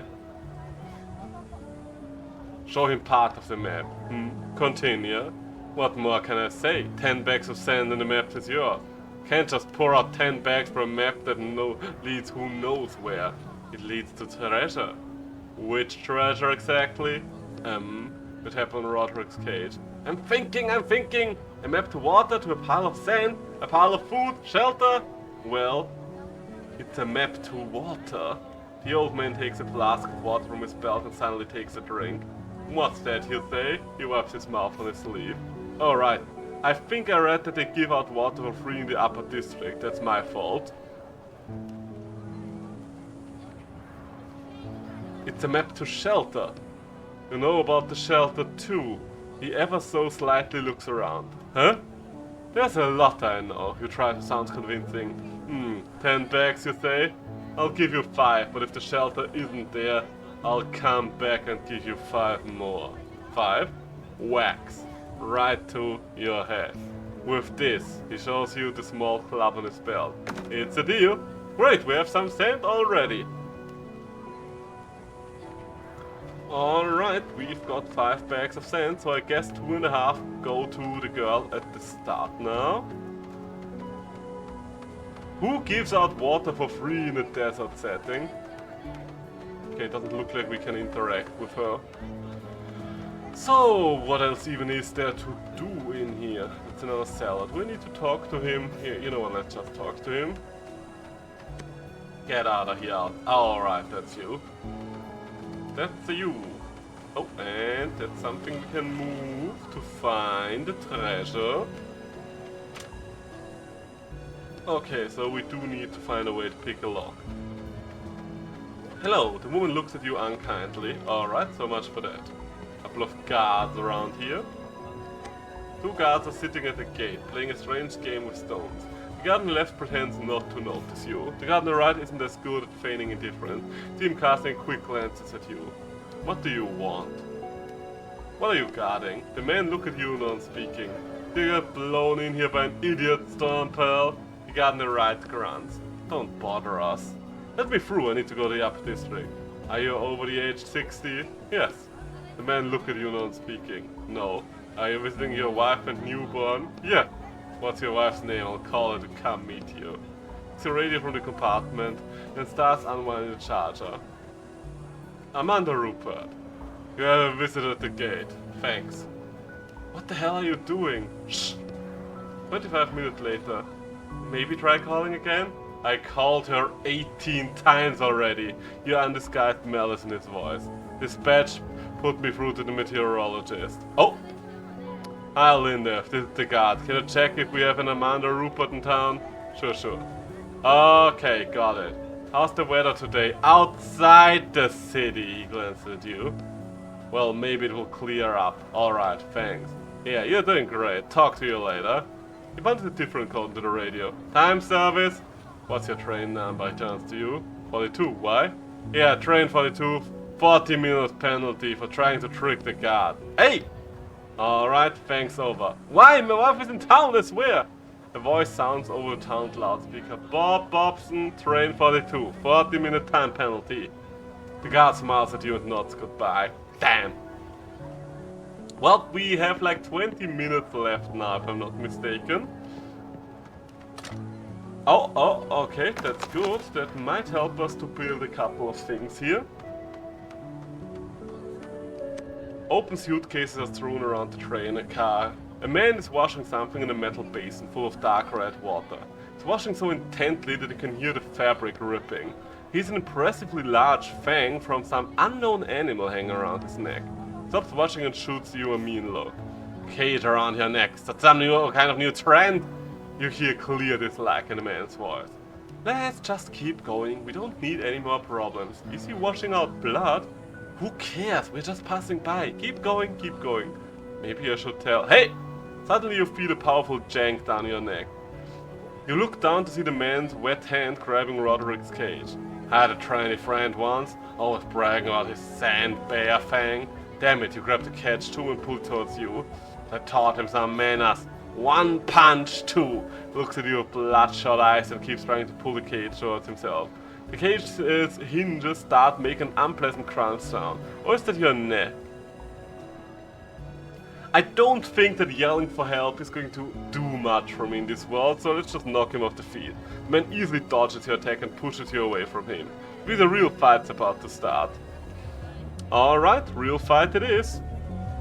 You know the drill. You know the drill. He might just be one guy. But it won't hurt to just keep him stun locked. And let's see if we are lucky on a slash roll. Nope, unlucky it is. Ow. Wow, this guy can sure punch for a desert nomad. The man flies into the basin, which turns over a crash, blasting its contents into the ground. What a sick bastard. Are you okay, Etienne? Next time you are going in my pocket. Or even better, walking on your own 2 feet. Breathing hard, you carefully touch your neck. The string left an impressive welt on the back. No, it's none of our business. But we can't just let that psycho roam free. Look for a rope. You look at the suitcase on the ground and notice a photograph. 2 smiling men are standing in front of a locomotive. One of them, your attacker, has his arm around the other, who looks pale and tired. His shoulder is bandaged and he has a fang pendant around his neck. You toss the photograph aside. Oh, there's some rope. What are you doing? What's going on? He suddenly comes to and tries to stand up. The anger is gone from his voice and now he sounds scared. Don't explain anything, just knock him out. Foot. The man falls to the ground again and stops resisting. Go through his pockets. Find 2 bags of sand. At least it's some compensation. Hey, he deserves it. Don't look at me like that, Roderick. He clearly deserved that one. Surely, woman, what do you have for me? The woman silently waves you away. Okay, so much for that. Okay, I need a crafting bench to see if I can make a lockpick. I think I need a lock. You know what, let's make sure before I do anything crazy here if it was actually a lockpick that I needed. But I think it was. Yeah, I do need a lockpick. So, door to the junkyard. I guess we can still look around the junkyard before we start picking locks. That's a smaller junkyard than I would have expected. Also surprisingly clean. Is that a mic? Okay, these are much more modern parts than I would have expected from this location. Sewer gate, you say? Ah, we might have just found our way in the upper city. Okay. So who are you, salvage worker? You see a tall woman digging around a pile of scrap metal. She picks up something that looks like an old computer case, then rakes out the microchips and wires as if they were parasites on a ripe piece of fruit. She tosses the cleaned out computer into a pile to your left. You want something? Then she picks up a new one, not paying any particular attention to you. How do I get to the upper district? Trying to find a way in the upper district. Do you know anything that might help? I don't know anything. She smiles slightly. What's that pipe? It's a secret. She gives you a quick glance, then continues ripping apart the computer. I'm great at keeping secrets. So am I.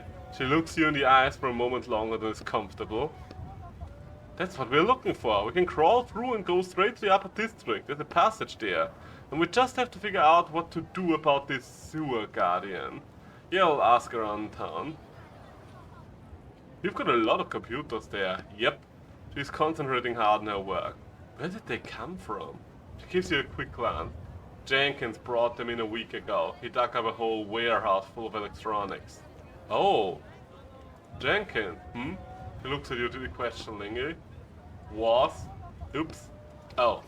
Did I say was? I meant to say I heard he's a nice guy. No idea where you might have heard that, but definitely not in town. He's a real jerk. I hope he dies. Well, your wish might have been fulfilled. Do you need any help? She looks at the pile of scrap metal she still has to go through. For money, actually. For cent. The woman smiles. Getting paid pretty well for this. I don't want to share my earnings with anyone else. Who's paying you? Do they have more work? But maybe something a little less dusty. I'm not sure. She looks you over from head to toe. Stay how you are. I don't think they'll have any use for you. But you can go ask Mr. Noriano yourself. He lives in the middle of the square. Noriano, got it, thanks. He responds with a sour smile. Alrighty then, we have got our way up as soon as we find our way through the gate. Noriano, middle of the square.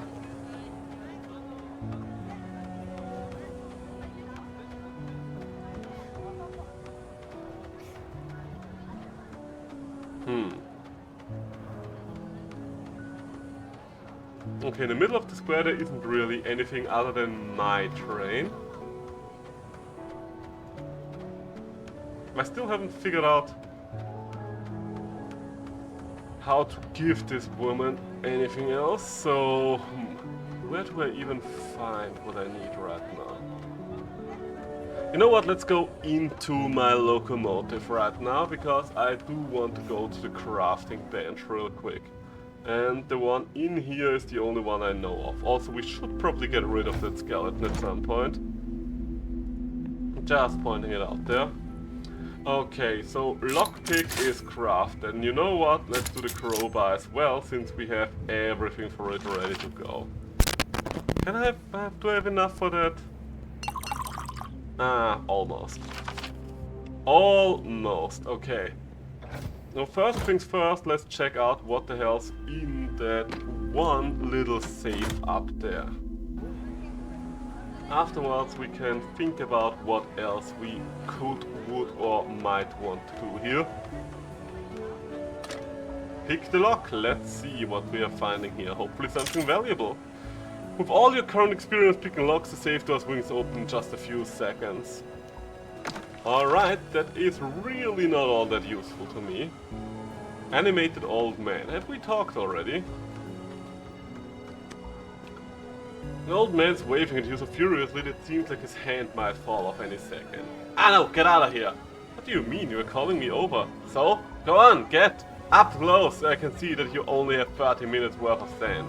The old man waves his fist angrily. He doesn't look particularly dangerous, but he probably knows a few dangerous tricks. Start rolling up your sleeves. Hey, how about we do this some other time? Fine. Okay, that's... I don't know what just happened there. I would like to hand in the rest of my sand. But I really don't get how I'm supposed to do that, because the woman at the entrance just doesn't talk with me anymore. Like seriously, what am I supposed to do here? Oh.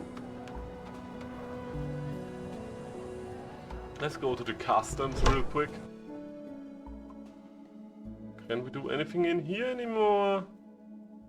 No, apparently not. Okay, so let's exit. Ah, pigeons are back. So... can I talk with this inspector again, maybe? Okay, that's not doing anything for me. I guess I could buy a melon from the man.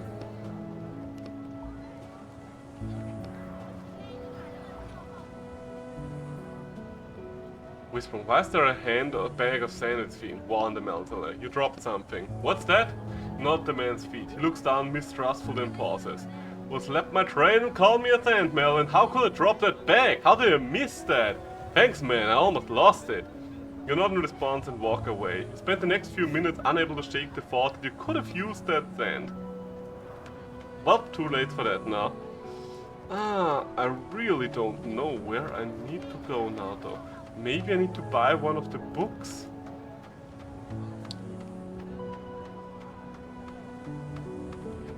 I guess we might have other options with the guards.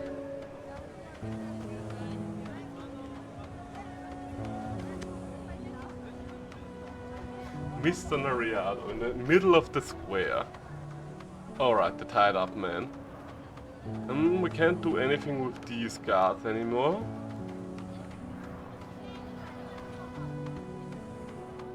Phew. Okay, oh, maybe we can enter the flashy train. Is this where he lives? Ah! What was his name? Nariano. Hey, Mr. Nariano, come out! The door slowly opens. A middle-aged man appears on the doorstep. Looks a little too clean for these surroundings. He's holding a glass of something orange. He squints at you from the doorway and apparently not trusting enough to talk face to face. I'm trying to find a way into the upper district. Aren't we all? He gestures at the square around you. I don't plan on living there, just have to take care of one thing, that is. One thing? What could there possibly be for you to do there? I need to get something. He waits for you to continue. Something important to me. How important? He gestures for you to continue. Ooh, a man of business. I would say about, you look in your pockets. 1 bag of sand important. His face twists. 5 bags? He gestures again for you to continue. 7 bags? The man starts nodding. His hand doesn't stop moving. 9.5 bands! He waves his hand furiously. Okay, then my dude wants to take everything I own. 10! Now you're speaking my language. I love it when a person wants something that badly. In a flash, the man transforms from a reserved aristocrat to a jolly businessman. Not a bad start to the day. Helping those in need, you might say. Steps forward and shakes your hand.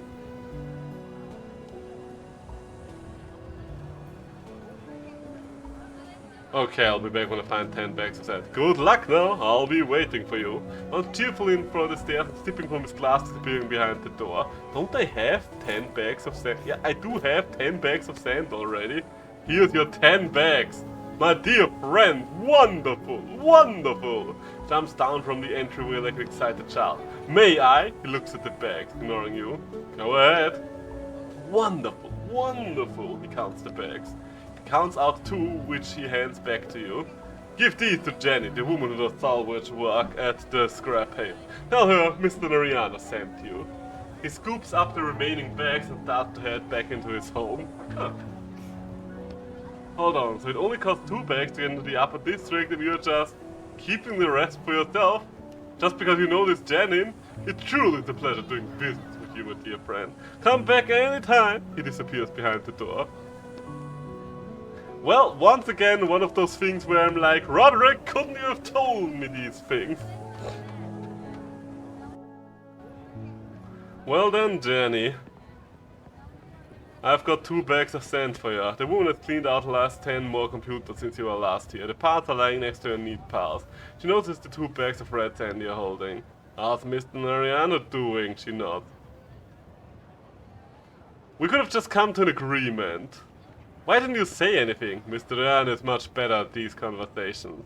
Good for him, but I had to pay 8 bags of sand for that.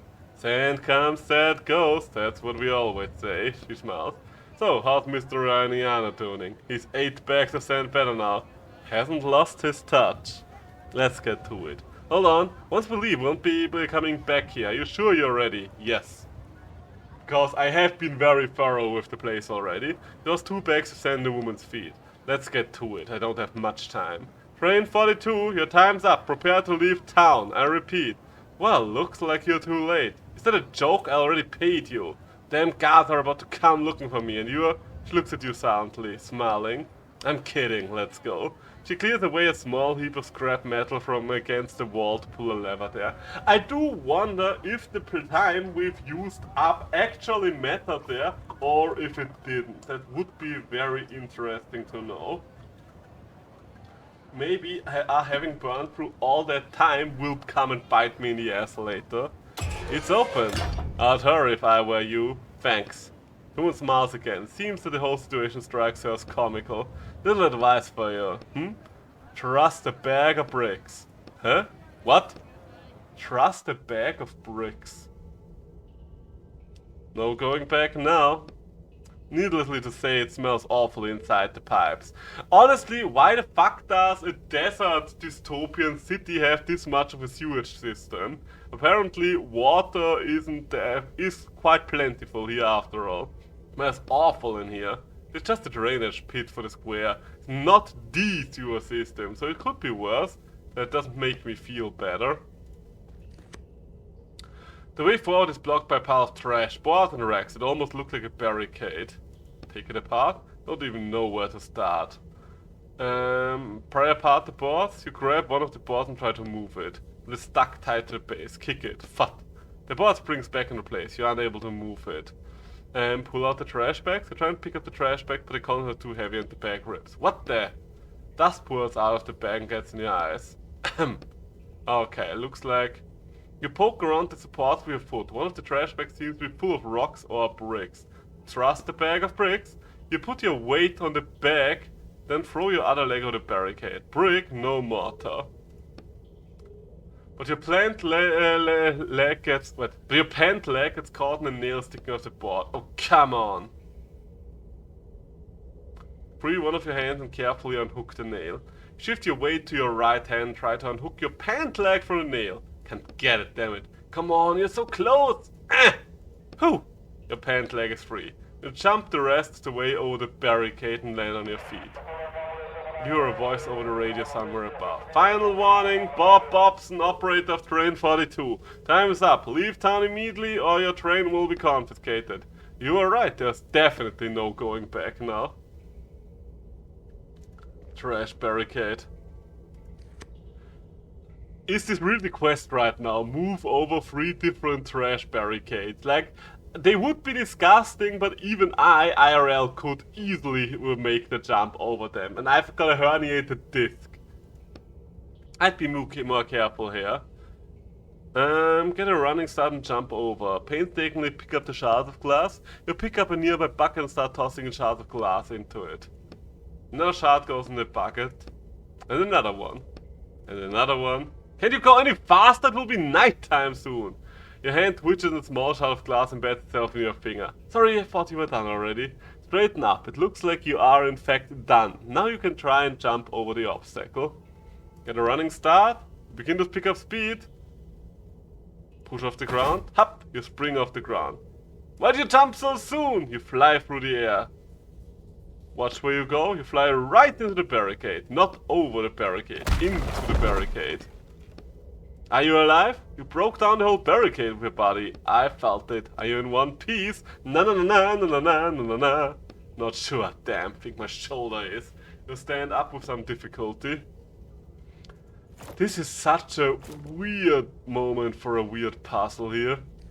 Think it's the last barricade? Well, it's not like I get any dirtier.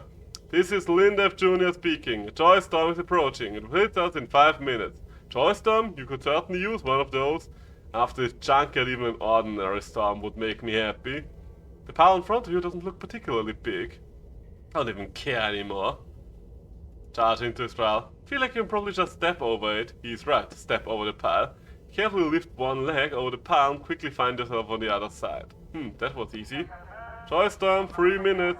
Come on, hurry and get outside. Alright, let's see what this upper district is. This was such a needless section, what the hell? So, there's a door. Door is locked. Joystorm has arrived. Repeat, Joystorm. Dad, is that you? You hear the sound of sand pouring out. It's getting closer. Soon it envelops your whole consciousness. You're suddenly overtaken by such a strong emotion that you involuntarily lean forward. It's like you're drowning in a calm, relaxing sea. Peace and quiet. Turn your head to the left and see your sister standing behind you. You're happy she's not in danger anymore. Turn to the right and see your brothers. They're sitting next to you, all 10 brothers and you. They're wearing strangely colored armor. You look down and see that you have the same armor on. Touch the armor, a piece flakes off, burning your hand. The image starts to fade. Vision passes, and in its place you're filled with an unbelievable nostalgic sense of longing. Etienne? It's evening already? How long was I up? Pretty long time, long enough to start to worry about you. Damn it, we need to hurry. So how was it? Strange, like I was home. I would do that again. Alright, looks like we've developed a new addiction. Slog, chatting with now someone inside is making soup. Poor guy sitting on the ground, leaning against the wall, an idiotic grin is lighting up his face. Hey, you okay, friend? Marie, you're such a good girl, Marie. Guess he's still under the effects of this joy storm. Looks like he's still caught in the joy storm. Wait, 2 minutes pass. 3, finally, 5, finally the man opens his eyes. Oh, need something, man? Thanks for not interrupting me. I really got caught up in that one. Hold on, why did your vision last so long when mine ended 10 minutes ago? Your first joy storm, man? Yeah, kind of. Here's some advice.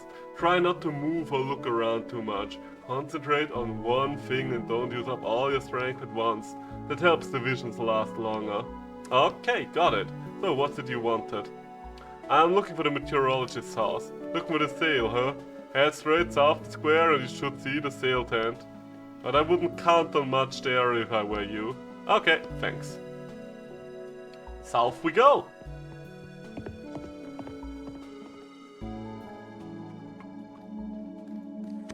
The woman look over you suspiciously. Why, just because my face is made of paper? That's no reason to discriminate against me. The man hasn't gotten out of the storm's clutches yet. Some people seem to be really good to make making their opium addiction last longer. Ah, meteorologist's wife's counter. Okay. Doesn't look like there's anything else here, so let's just talk to her. You see devices lined up on a dusty counter. Are you out of your mind with prices like that, you old hag? An old man standing nearby calls out in the direction of the counter. Tired looking woman is behind the counter and you see the slightest flame of hope flare up in her eyes when she sees you. Another one.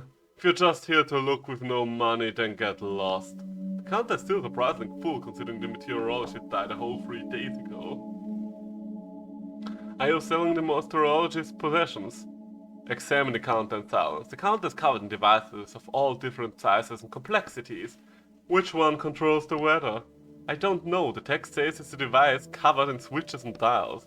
They are all covered in switches and dials. How about we look at the most worn out ones, that look like they've been used every day? There are 2 that fit the description, the left and right. Ask her about the left one. How much for this device? 100 bags of sand. How much?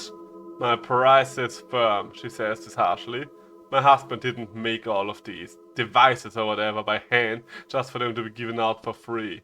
I paid 10 bags of sand as a bribe just to get in here. For that I had to crawl through the sewer.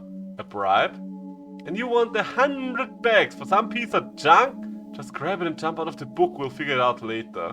Where are you seeing junk here, you jerk? Get lost, I'm calling the guards. She grabs a radio attached to a pillar. Just grab the devices, damn it, Etienne! Like, Roderick is right, our protagonist is making this far more complicated than there's any need to. Do it, you're the one who deserves to be arrested. 100 bags, you're insane! That's what I said! She's insane! You hear the old man shouting from behind you. Not sure why he's still here. Hands up! Then slowly and see 2 guards with their clubs raised and ready. That's him! He tried to steal my husband's possessions! Arrest him! I was just looking! Don't worry, miss, we'll handle this. Both guards start slowly walking towards you.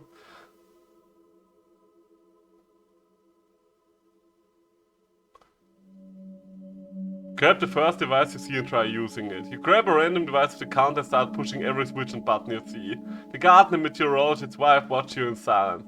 I don't think that's going to help much. Just run. You hear the whooshing of a club somewhere behind you. Watch out! Etienne! Alright. Once again, I do not understand why our protagonist is so fucking stupid and just doesn't finish the job. Like, if it's either one of those two devices, you have two hands. Grab both of them, jump out of the book, send both in, be like, here, one of them is right, put whatever's the wrong one back into the book and go on. And darkness. You open your eyes. It's cold. Damn it. Was I out for long? Silence. Damn guards, you rub the back of your head, which is throbbing. Did anything else happen while I was passed out? Silence. Roderick? Oh no, they've taken Roderick. You tilt your head, looking for the cake, but it's gone. Damn it. Ah, really? In all honesty there, Meister Quentin, or whatever your name was, that one is on you. You once again fucked it up majorly. I see a motionless body lying face down in the sand. Another disturber of the town's peace. Oh, wait, no, that's a walker. The man is wearing a coat. A tag is hewn to the chest. Go through his pockets. Nothing in the right one. In his left pocket you find some cash and some old faded checks. One of them is for phone service. Examine the tag. Tag says V204. 204. Also has the logo of a company called Red Ram on it. Was he serving time too? What else would he be doing here? So what do we have in the abandoned container?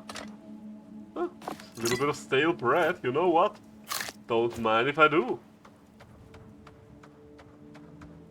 Don't mind if I do. So, what else do we have? Alright, we're in front of the city. So I guess this is basically just an execution. Oh! And what do we have here other than the secondary entrance to the city? You notice a slight glow coming from between the loose wall plates. What's this? Examine the inscription of the plate. You see a barely noticeable inscription on the plate. Trust the bag of bricks. Come on, I already know that. Notice that the wall plate isn't completely attached to the wall. Maybe I can move it. Well, through the bag of bricks we go again. Trust the bag of bricks indeed. Oh, crate. Crate. Loot crate. Open with the crowbar and... Hey! 3 apples. You know what? Considering that I am out of any other kind of healing item, I will take them. I will gladly take those. So, once again we are stuck in the sewers. Or rather, this time we might be actually stuck in the sewers. Oh damn, 3 stale breads. I guess that means there will be a big boss fight up ahead. Right behind the grating you see a path leading out of the sewers. It won't budge. Keep shaking it. Nothing happens. Shake the grating like a psycho. Open up! Ah! You pull at the steel bar with all your might, but nothing happens. Well, this is just great. So close, but looks like this is the end. Yeah, because you were a fucking idiot again! Hey Bellatrix, nice to see you. We are in book number 6 already, and we have been here for quite some time, so I think we are getting quite close to the end. Remember that you have ink you can use, that you've used on plenty of other occasions. Oh, right, I'm a writer. He hesitated for a second. Right? Use ink to weaken the grating. We'll be quiet again today. Don't worry about that. Oh, don't worry about short stream then. Not necessarily. If today's stream is gonna be too short, I might add something else after this game. Are you gonna change here? There is a couple of other things that I wanted to do that I pushed back so far. Those 2 things being I want to play the puppy pack in Super Auto Pads because that recently got a huge rework, and I still have to do the update 6 in Monster Hunter Rise, because I still haven't fought the Primordial Malthino. Is it Elden Ring without leveling? Wait, Elden Ring without leveling? Jesus Christ, no. I might have been capable of finishing Elden Ring, but I'm pretty sure that I would go mad trying to go through the entire game without leveling. That is for better gamers than I am. You going to play more to... Wait, Deep Rock Galactic today, or are you going to do something else? Use ink to weaken the grating. The ink envelops the bars of the grating and they start to slowly rust. Bang! Easily knock them out of the place and clear your path. Done. I'm coming, Roderick. I'm coming, Roderick! Who would not be lost if it wasn't for me being an idiot? Deep Rock. New update is nice. Okay. I'm still considering Deep Rock. Once again, I'm not much of a shooter player, but I've heard so much good about the game. From you as well, as you are probably aware of. So, is the woman still selling shit? Yep, she is, apparently. You hide around the corner and peek out at the tent. I mean, if this is hiding, then sure. Yes, Mr. Nariano, I'm sure. He was looking for that exact thing. Called it a weather controller. Mr. Nariano is carefully twisting a device in his hand, trying to figure out how it works. Damn, he's already here too. If this thing really can control the storms. Do you think my husband really created something like that and didn't tell us? All these years? All those people who died in the storms, who went insane, might have been responsible for all that? I would jump to conclusions. We don't actually know what device can do, and maybe your husband did everything he could. I hope so. Thank you, Rhonda. Thank you for telling me this. It would have been terrible if such a valuable object fell into the hands of a stranger. I think we should break the woman's radio, yeah. No guards this time, Crash. Your hit shatters the radio on the pole. The woman runs into her house. Give me that. Can it really control the weather? He asked calmly. And what if it could? Then I can't just give you the controller. This thing could decide the fate of the whole town. I don't care. Nariano takes a step back, grasping the controller tightly to his chest. Looks like he's planning to fight for it to the very end. Notice a familiar object around his neck. Hold on! That's mine! You pointed at Roderick's cage, which hung around Nariano's neck. When the hell did you manage to steal it? You sharply yank the cage off his neck and stuff it in your pocket. Nariano flinches, not expecting you to act so suddenly. We need to run, now, huh? Attention, all residents. This is Linda speaking. There's a death storm coming. I repeat, death storm is approaching. Start evacuating. We have 10 minutes. Did you push something? No, I didn't touch it. We need to stop the storm. Give it to me now! Not a chance. Nariano takes a step forward. Tell me how to work it and I'll talk to Tom. I don't actually know, but I can try and figure it out. I'm looking for the instructions. Then what you, Saya? You're just going to let people's life depend on your attempt to try and figure it out? Let me at least look at the display. I can see what it means. Death Storm, 7 minutes. Oh, that sure as hell weren't 3 minutes right now. Hurry, anyone with an empty train, take on Upper District residents. Train 12 is causing a jam up. At the exit, the wheel fell off. Get the car off the tracks, it's blocking the way. I'm going to see Linda. He and I will figure it out ourselves. Get out of my way. Nope, I'm hitting him. You try to grab him. No, I'm trying to hit him. But out of the corner of your eye, you see an object flying right at you. The steel tip of a cane. Bang! Damn it, not again. Fall right before you hit the ground, you see Nariano climbing the stairs to the meteorology tower. You open your eyes and get up with some difficulty. Finally, get up into the... Get up! Okay, get up the tower quickly and grab the controller. I don't know anything about a controller. My father didn't tell me anything. Damn, wrong button. I need to check the stormometer. Warning, death storm in 2 minutes. I don't know either, just push something, Mr. Nariano. Let's go, one final push. This has been such a long day. It sure has. 2 books in 1 day, my man. Nariano is arguing with the young man, the controller in their hands. A wild wind blows through the wind. The storm is almost here, we're out of time. Knock Nariano unconscious. Before Nariano can react, you punch him in the jaw. Can't have you interfering. The young man watches in silence, slowly pressing himself against the wall. Take the controller. You take the controller off of Mr. Nariano's unconscious body. You had your chance to stop the storm. Now it's my turn. The young man presses himself against the panel of instruments. Red lights are flashing all over it. 30 seconds, he says, taking a quick glance out of the window, then squeezing his eyes shut. Dozens of buttons and switches, and not a single one is labeled. What an egotistic asshole! The look at the young man shoots you is filled with 10% understanding and 90% fear of dying in a death storm. There are 3 big switches above the display. Start with those and I will check the text, but there's not much about it here either. let's go for lucky number 3. The device starts vibrating. Whatever that means. Flip the first one. The switch clicks loudly as it moves. Then a multitude of indicators and buttons light up on the display. Let's see, you spin the device around, trying to decide what button to push now. The wind coming in through the window picks up a strange metallic taste, starts filling your mouth. You smell burnt metal. Okay, here goes. Close your eyes and push a random button. Pray and push a random button. Scream and push a random button. Storm is moving! Close your eyes and push a random button. Slow down, we're still getting closer! Pray and push a random button. Moving away, it's moving away! Ah yes, the good old illusion of choice. Whew! You put the controller down with shaking hands and you hear cheers from the people outside getting louder and louder. That was close. Way too much going on. For my first day. Ah yes, that's the face of someone who is already getting broken down by the capitalistic system. He holds his head in his hands.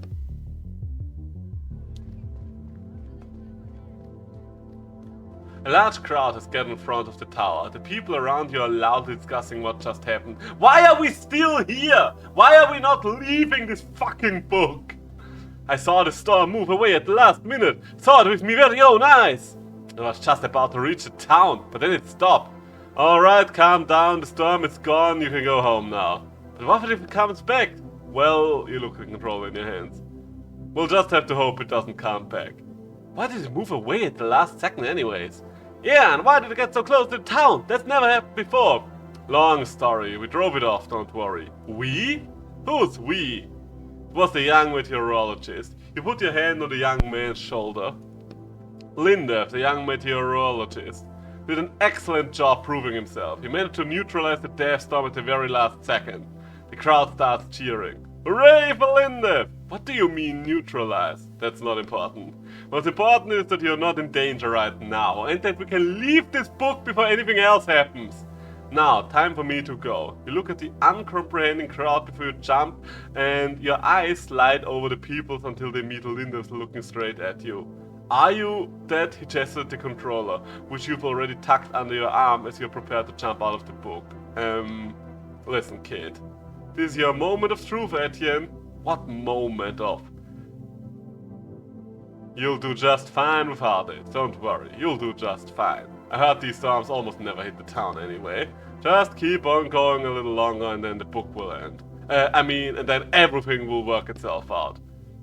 Are there storms where you're from too? Definitely look like these. Then maybe you can leave it with us, that device? Since the next time a storm comes, we won't be able to... Sorry, I can't. This device is the only thing that's keeping me from something dear to me. You thump your chest with your fist. Oh. Alright. Linda backs off defeatedly. Nope, we've come too far. We are leaving. I'm sorry. You're all... We should have left this book ages ago. Alright, so this is kind of a weird Rubik's Cube. Oh no, you know what this thing reminds me of? The fidget cubes, if you've ever seen those. Those were a thing for a short time before they got completely overtaken by the fidget spinners. Personally, as someone who doesn't need to fidget, I've never understood either of them, but... So where the fuck is my phone? There we go. Everything's ready. Excellent work, Etienne. Haven't even given the courier the briefcase yet, and you're calling? Not to worry. My shackles expert is on his way to you and he'll pick up the order while he's there. We'll make quick work of yours and then we'll be free, just as we agreed. Alright, thank you. Well, it was nice working with you. Yeah, except for the one job that I failed and you almost roasted me alive over it. Like, I had such a high success rate. Except for the Cornelius one, I did every job perfectly and they gave me so much shit for that. I have an offer for you. Are you interested in taking on a few more jobs? We can discuss the bonus to your pay. No thanks, I'm done stealing. Alright, see you yourself. See you soon, Etienne. Yeah, don't you... Oh no. An extra for... Oh wait, no, I don't need that. Why do I have a feeling that I'm going to open the door and it will be a policeman at the door? Oh! Stay down. Is it a policeman? Where do you think you're going? Where's the rope? Time up. Hey! You fall into the cold sand, your pursuers land nearby. Huh. So, you want to do this the hard way. Damn, it's so cold here. Where's Vince? He's waiting in the car just in case. Wait, Vince was on your side the whole time? That bastard! Deal with him quickly and I'll get the book ready so we can get to the collector. Can you handle this? Hey, anybody want to help me? Just saved your city a minute ago. Come on! Your voice echoes through the empty square. It seems like everyone is in bed asleep already. Fine. Alright, time to just murder a bunch of people, because that's what I'm good at. Oh, you think you get to do anything here? Guess what, bitches? I am the one who does. I have stun-locked enemies before, and I will stun-lock enemies again. Nope, nope, no chance against me. Far too potent, far too powerful. Untouchable, downright. Are you okay? Relatively. What book did they want to take you into? 1 second. You pick up the book that one of the thugs dropped and look at the black cover. The name's been erased. They said something about a collector. Is that your boss? My former boss. You open the book and flip through the pages. You want to go there? I have this idea. Well, if you're sure about it. Okay, are we jumping from a book to a book? Ugh. Oh damn, my face is starting to turn. Incomprehensible. What? Why? Everything blurry. And there's no color? It's gone too deep. We're inside a book inside a book. Can barely breathe. Me too. We need to find the collector as soon as we can and get out of here. What? It's your face. Why, what's... You touch your mask. Damn it, we need to hurry. Alrighty then. What do we have here? You notice some familiar looking briefcases. A tag is visible on one of them. Hey Merton, nice to see you. You're coming at the right time for the La Grande Finale. How's your weekend going? Walker, Rich A, Item X, Client HRMN partial wishing. What are those? Briefcases for stolen items. I give the collector his order in briefcases like these. So there are objects from other books inside. Think there's something good use in there? You open 2 of the briefcases in front of you at random. Let's go for the first one. An old ragdoll inside the briefcase along with a set of rusty pins. Is that what I think it is? Don't know. What do you think it is? A voodoo doll. It even has pins. Let's take the doll. Can check the feeling that the doll might be useful. You take it out of the briefcase and carefully put the pins in your pocket. Look, there's something else here. Next to the briefcase, a bag stuffed to the brim, a note attached that says, "To be sorted." Then you find a folded up cloak and an opaque glass capsule. Excuse me. Small wand and an old broom. I mean, I do like my chances of the wand. The tag on the wand says Polymorph Wand. Transforms the target into an Ovis Ares. Ovis Ares sounds ominous. Just don't point it at yourself. Take everything! You hide the capsule and the wand in your pocket. Throw the folded up cloak in your shoulder and grab the broom. You're really kitted out. Ooh yeah, the La Grande Finale. You look like a hobo today. In-game or IRL? I think both things would be kind of accurate. Hey Yuna, nice to see you. Hope you're doing well. Hope your weekend is going great so far. I hope I can use all this. Let's go find the collector. Alright, final boss fight time. Hello gentlemen! Wait! 3 walkers are standing around the table in the brightly lit room. They haven't noticed you yet. Damn, so this is where they handle the briefcases for the orders. What's the plan? Put on the invisibility cloak. You unfold the invisibility cloak and put it over your clothes. Looks like it's working. What's next? Walk into the room. But why? What if there's something useful in there? You tiptoe into the room and start walking around the table. Everybody freeze! The man stopped cold. Someone here! Something just touched my leg! Find the spy! The walkers spring into action and start searching the room. You fall onto your back in surprise and the invisibility cloak slides off. Who the hell are you? Hi guys, I work here. Sound the alarm, quickly! Alright, so much for that.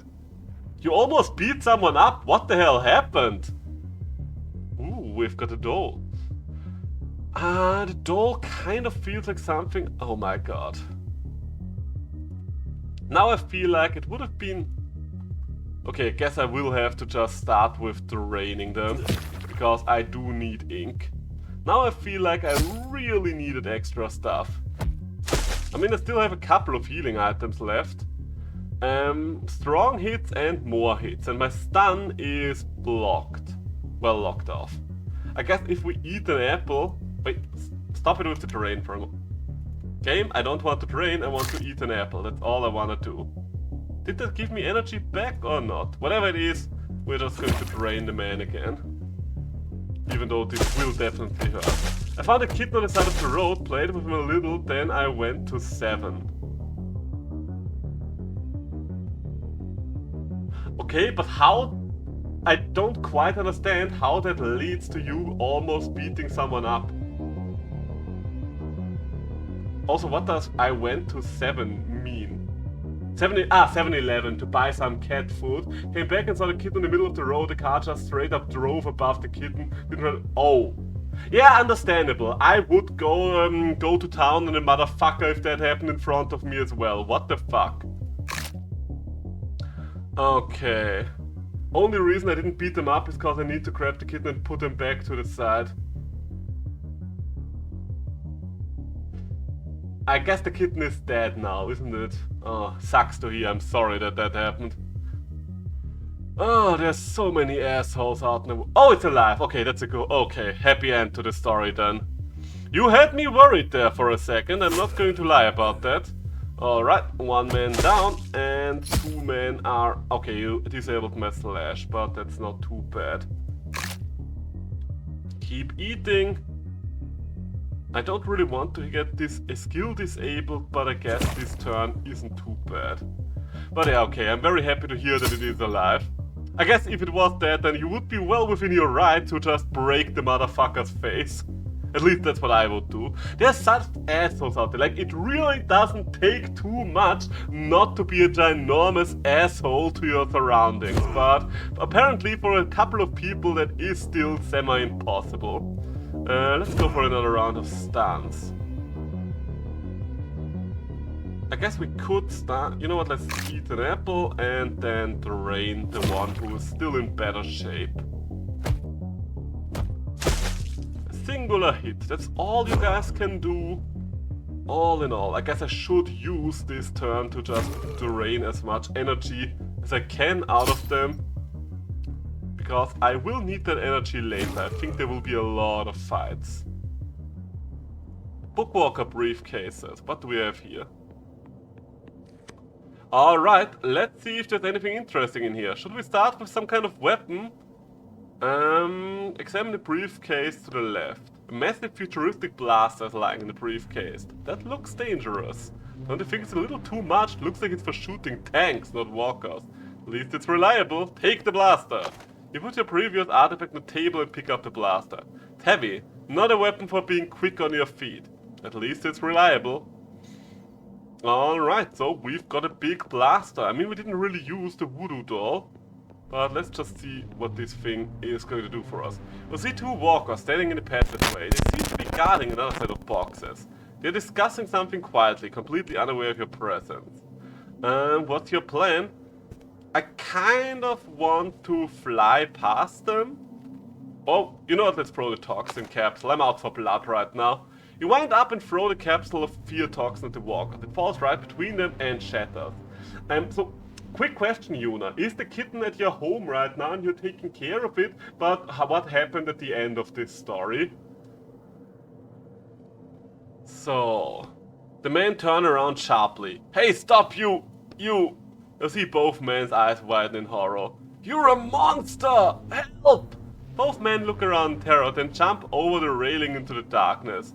I hope it's not too far down. I mean, it is actually not that far down, all things considered. Ooh, books. A stack of books, including the ones I've been in. Librarian. Hello, good sir. The librarian is busy arranging books and probably wouldn't even notice an atomic bomb. Works for me. You get to leave then, good sir. Nah, I already got like 4 cats. Oh, 4 cats, that's awesome.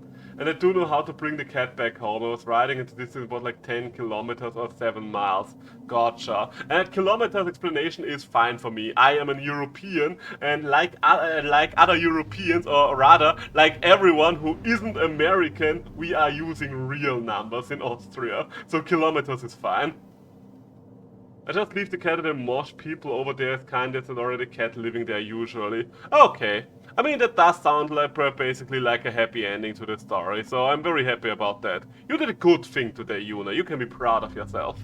The cars notice you from far away and block your path. What's the noise over there? Is there a problem? Use the wand. Take the wand out of your pocket and point at the closest walker. Ovis Adis! A beam of blue energy bursts out of the wand, hits the walker in the chest. Next instant, a sheep is standing where he just was. Oh, that's right, Ovis Aris is the scientific name for domestic sheep. I thought it was a spell. The other walkers have already dropped into a fighting stance, ready to attack. Ovis Aris! You point the wand at the closest enemy, but nothing happens. A large crack is now running through the crystal at the end of the wand. Useless pizza. The other walkers simultaneously drop into fighting stances. I didn't expect the end to this to be so violent, but sure. I don't like to drain ink. Ooh, that's quite the juicy hit there. I don't like that you're draining my ink though. Okay, let's eat a piece of bread. And I will have to drain because I am running out of ink myself. Oh, stop it with the bloody healing. What did you disable? Oh Jesus, that's a lot of disabling. You are idle and the other two are going for hits. Oh! I did not actually want to activate that, but I guess it is fine in this case. Strong hit? Don't think so, my man. Don't think so. Damn, we are quite the fighting monster in this scenario here, aren't we? Is shield a free spell? You know what, let's just stop both of them from doing anything to me. Hit and disable skill. Yeah, you know what? You can disable one of my skills. I'm actually fine with that. Be real quick. You do that. You do that. So, disable skill again. And I will just keep draining. Stun will be free in another turn, but I am running out of life rapidly. Blaster might be enough for the kill here. There we go. Another disable skill, that's annoying, and another hit. Again, I guess we can shield ourselves. Does shield last over several rounds? No, it doesn't. Okay, so under these circumstances, let's just drain. I need to be a little careful considering how little health I've got left. Oh my god, why is this blocked off again? You know what? Guess we have to shield our way through this. Otherwise, there's no way in hell we are going to make it. Are you going to disable my stun again? But again, means yeah, you literally just want to disable stun permanently. You know what? Fuck you, get shot. There we go. That's the way to do it. Okay, is there some food anywhere around here? Because I could really use some healing at this point. Would be quite nice, even though this little power trip here is quite good. Hello, good sir. You want boss's hideout? Hiding in a book's kind of weird. Hello there. Alright, I give up. Just don't hit me, he smirks. Take off my goddamn shackles. You grab him by the throat. There's a slight problem with that. My shackled expert took the day off today. His daughter's sick. He's lying. I know. How about I call you when he's available, okay? It'll only be a few days. You hit him. Do you think I'm an idiot? He probably does. But if you really want to know, you promised me you'd take them off, so hold up your end of the deal. But you didn't hold up your end. I'll hold it up right now, he squeezes throat harder. Calm down, you idiot. No one expects the rider police can take him off. Do you really think my own man would be walking around in shackles if I could take him off? I would build a literal empire stealing objects if I could do that, not a stinking warehouse. Wait, I thought you had proof that he could do it. A friend told me about him. Wait, Vince told me about you. Then I found out he was one of your fucks. Was that all part of your plan? Well, this thing that's happening now wasn't, he rubs his throat. You're going to take off my shackles. I don't know how, but that's your problem. Or what? Are you going to kill me, a character? He winks a horrible wink. But you've turned into such a nice guy now, haven't you? Well, relatively. You squeeze his throat with all your strength and look him in the eye. Let's find out right now just how much of a nice guy I am. That doesn't quite inspire fear, to be honest. Let's finish this up quickly, I have things to do. Some important people will be here soon, and I'll be offloading a huge lot today. You turn around and see a stack of containers through the open door. Yeah, that's right. Did you think I was just sitting here twiddling my thumbs? I'm about to close the deal of this century. Are these containers full of stolen items? Fit to burst? I can only imagine what will happen when it floods the market. He glances briefly at a monitor where you can see henchmen running in your direction. You're right, it certainly is time for us to finish this up. Grab him by the essence. That kind of sounds like grabbing him by the balls. You push your hand deeper in, trying to touch not the collector's neck, but the very essence inside him. Feel a scrap of cold paper. Your fingers run across the text written there in old ink many years ago. Wait! What? I can call the shackles expert. Let's say tomorrow, okay? That's the only time frame I can give you. We'll get your shackles off and it'll be set. You can write as much as you want. His henchmen are almost here. Sorry, I'm not letting that happen again. You grab his paper with both hands and start pulling it towards you. What are you thinking, Etienne? Don't worry, I've done this before. Oh no. You see the client slowly separating from the book's environment, becoming something foreign. Damn! Aren't his henchmen going to come for us? They don't have a direct route to the book besides. They don't have a direct route to that book. Besides, they won't like what's waiting for them there. You keep pulling the paper, it gets more and more difficult to pull. What's going on now? What's going on? Now it's not the time to give up! No, I'm not giving up. This is as hard as I can pull. What now? They're right outside already! Now we add another force. You bend your knees, ready to jump upwards. You push off the ground. You hear an unbelievable loud crunching sound, so loud it feels like the whole world must be able to hear it. With a ringing sound, the paper in your hand separates itself from the book and flies upwards with you. Interesting. Damn it! I think I twisted my knee again. What on earth was that? Where the hell am I? What have you done? He looks around. You'll find out soon enough. The collector suddenly jumps and aims a gun at you. It's an antiquity decorated with swirling pattern. Take me back! Hey, calm down. Just calm down. Etienne? Hand over the book now. Where's my book?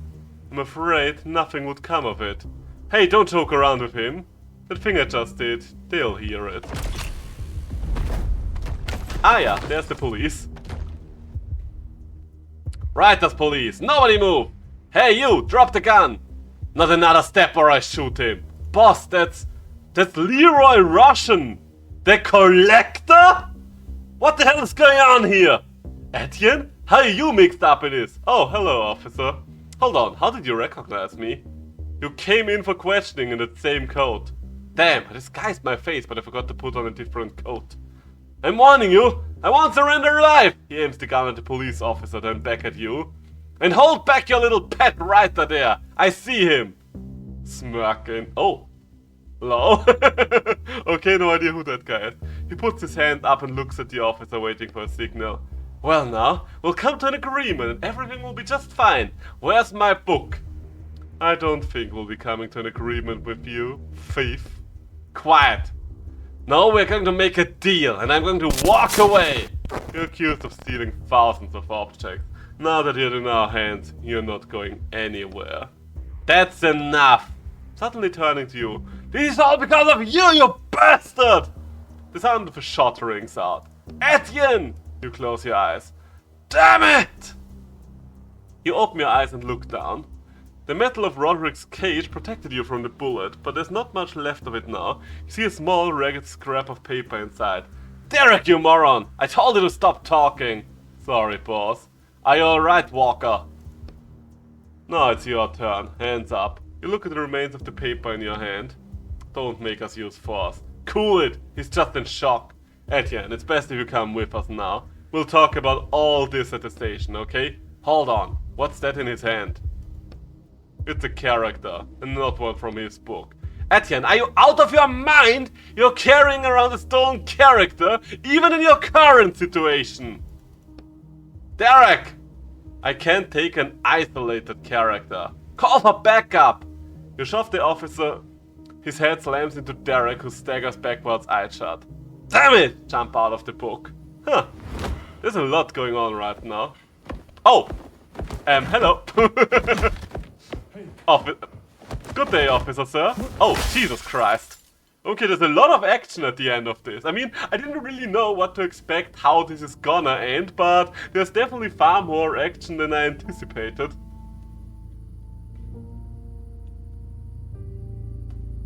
Alright, darkness.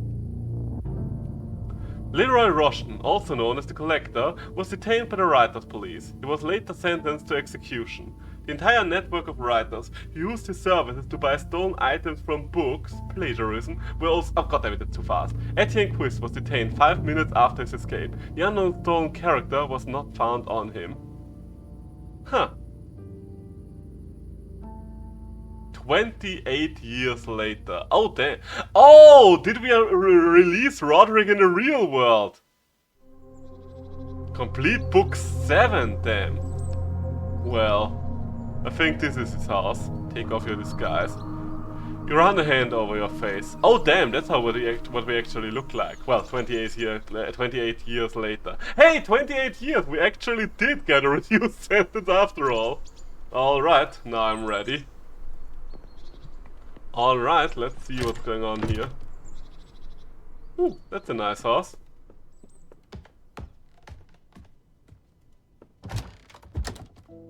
Someone waggy. What? Someone waggy? Wanna try that one again? Wanted to drive over a cat? Yeah, apparently things have been happening in Yuno's life today. Hello, Roderick, I presume. Sir? I do like the fact that this is 28 years later and we are still at the same level of health we were in the last fight, suggesting that we basically didn't have a single chance to heal for the last 28 years.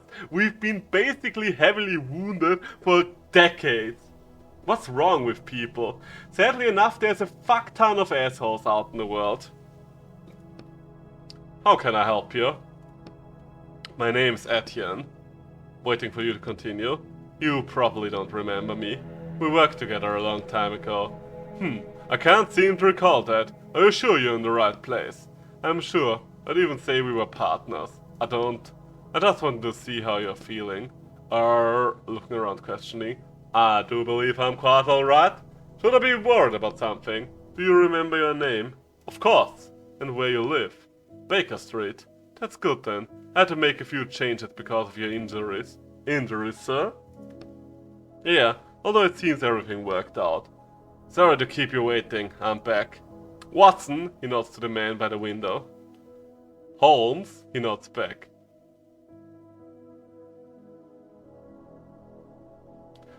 Oh, wait.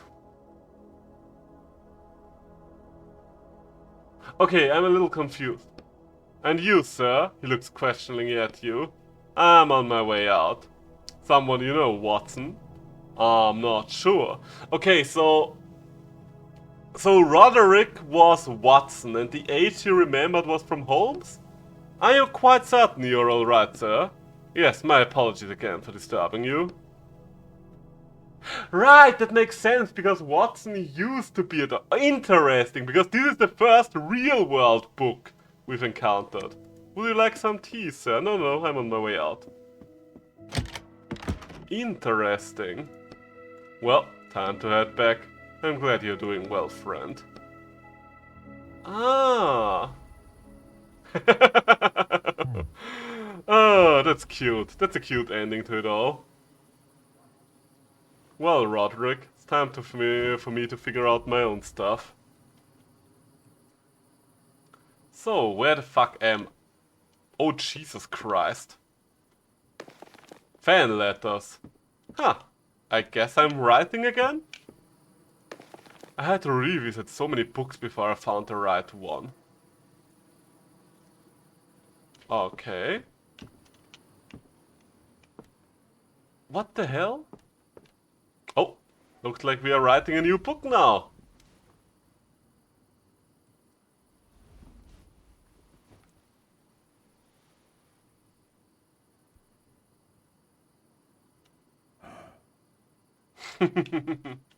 Alright, that's a cute ending. Happily ever after. Complete the epilogue. Hey! We did it! That was a good game. I had a lot of fun with this game. Probably not the best stream game, I will be completely honest with you guys, but it had me excited ever since I played the demo, so I was like, you know what, we're just going to go for it. It will probably not be that long, and we'll have some fun with that. And I think we had. That's a cool little idea for a game. So we finally figured out who the hell Roderick was in the very end. There are sure there are a few things that I didn't like about the game, like the illusion of choice was quite pertinent in this game, but other than that, pretty good, pretty good. Longer than I expected actually, because it took us something between 8 and 9 hours to finish it. Bellatrix told me that it would be 5 to 6 hours, so it took me definitely a lot longer than I expected. Well, a lot longer, 2 to 3 hours longer than I expected, but it's still a lot longer if it's like 30% extra playtime. I think the game has a very good length for its price point, even a little longer than I expected. Like the game is like, I think 13 bucks or 14. From a game like that I usually expect gameplay time somewhere in the range of 5 to 10 hours. Maybe even less, maybe even 3 at the lower end. But if those 3 hours are pretty good, then I will not mind. I'm happy that we finally got to finish it. I was considering doing something else on stream today, but then I decided, you know what, no, I do actually want to finish this. And finish it we did! Ah, my eye. Finish it we sure as hell did. Yeah, I don't really have too many complaints that I didn't manage about it. Overall I had a lot of fun with this. Good game. I don't think there's much replay value in it. I mean, I guess we can revisit the chapters and see if we can actually succeed in them. I would be very curious to know if it is possible to succeed in the Cornelius Wand chapter. Or if the Cornelius Wand will just always be broken. Ah yes, the different chapters. Heart of Sand. Apparently we can't do the epilogue again. Ah well, whatever it is, let's go to the gameplay screen real quick and... Oh, now you're starting to finally capture the game, now that I'm done with it. The entire time I had to use desktop capture, because that game would not be captured with window capture for the life of me. And now that I'm done, all of a sudden you're like, oh no, it's actually working out. Screw you, game, screw you.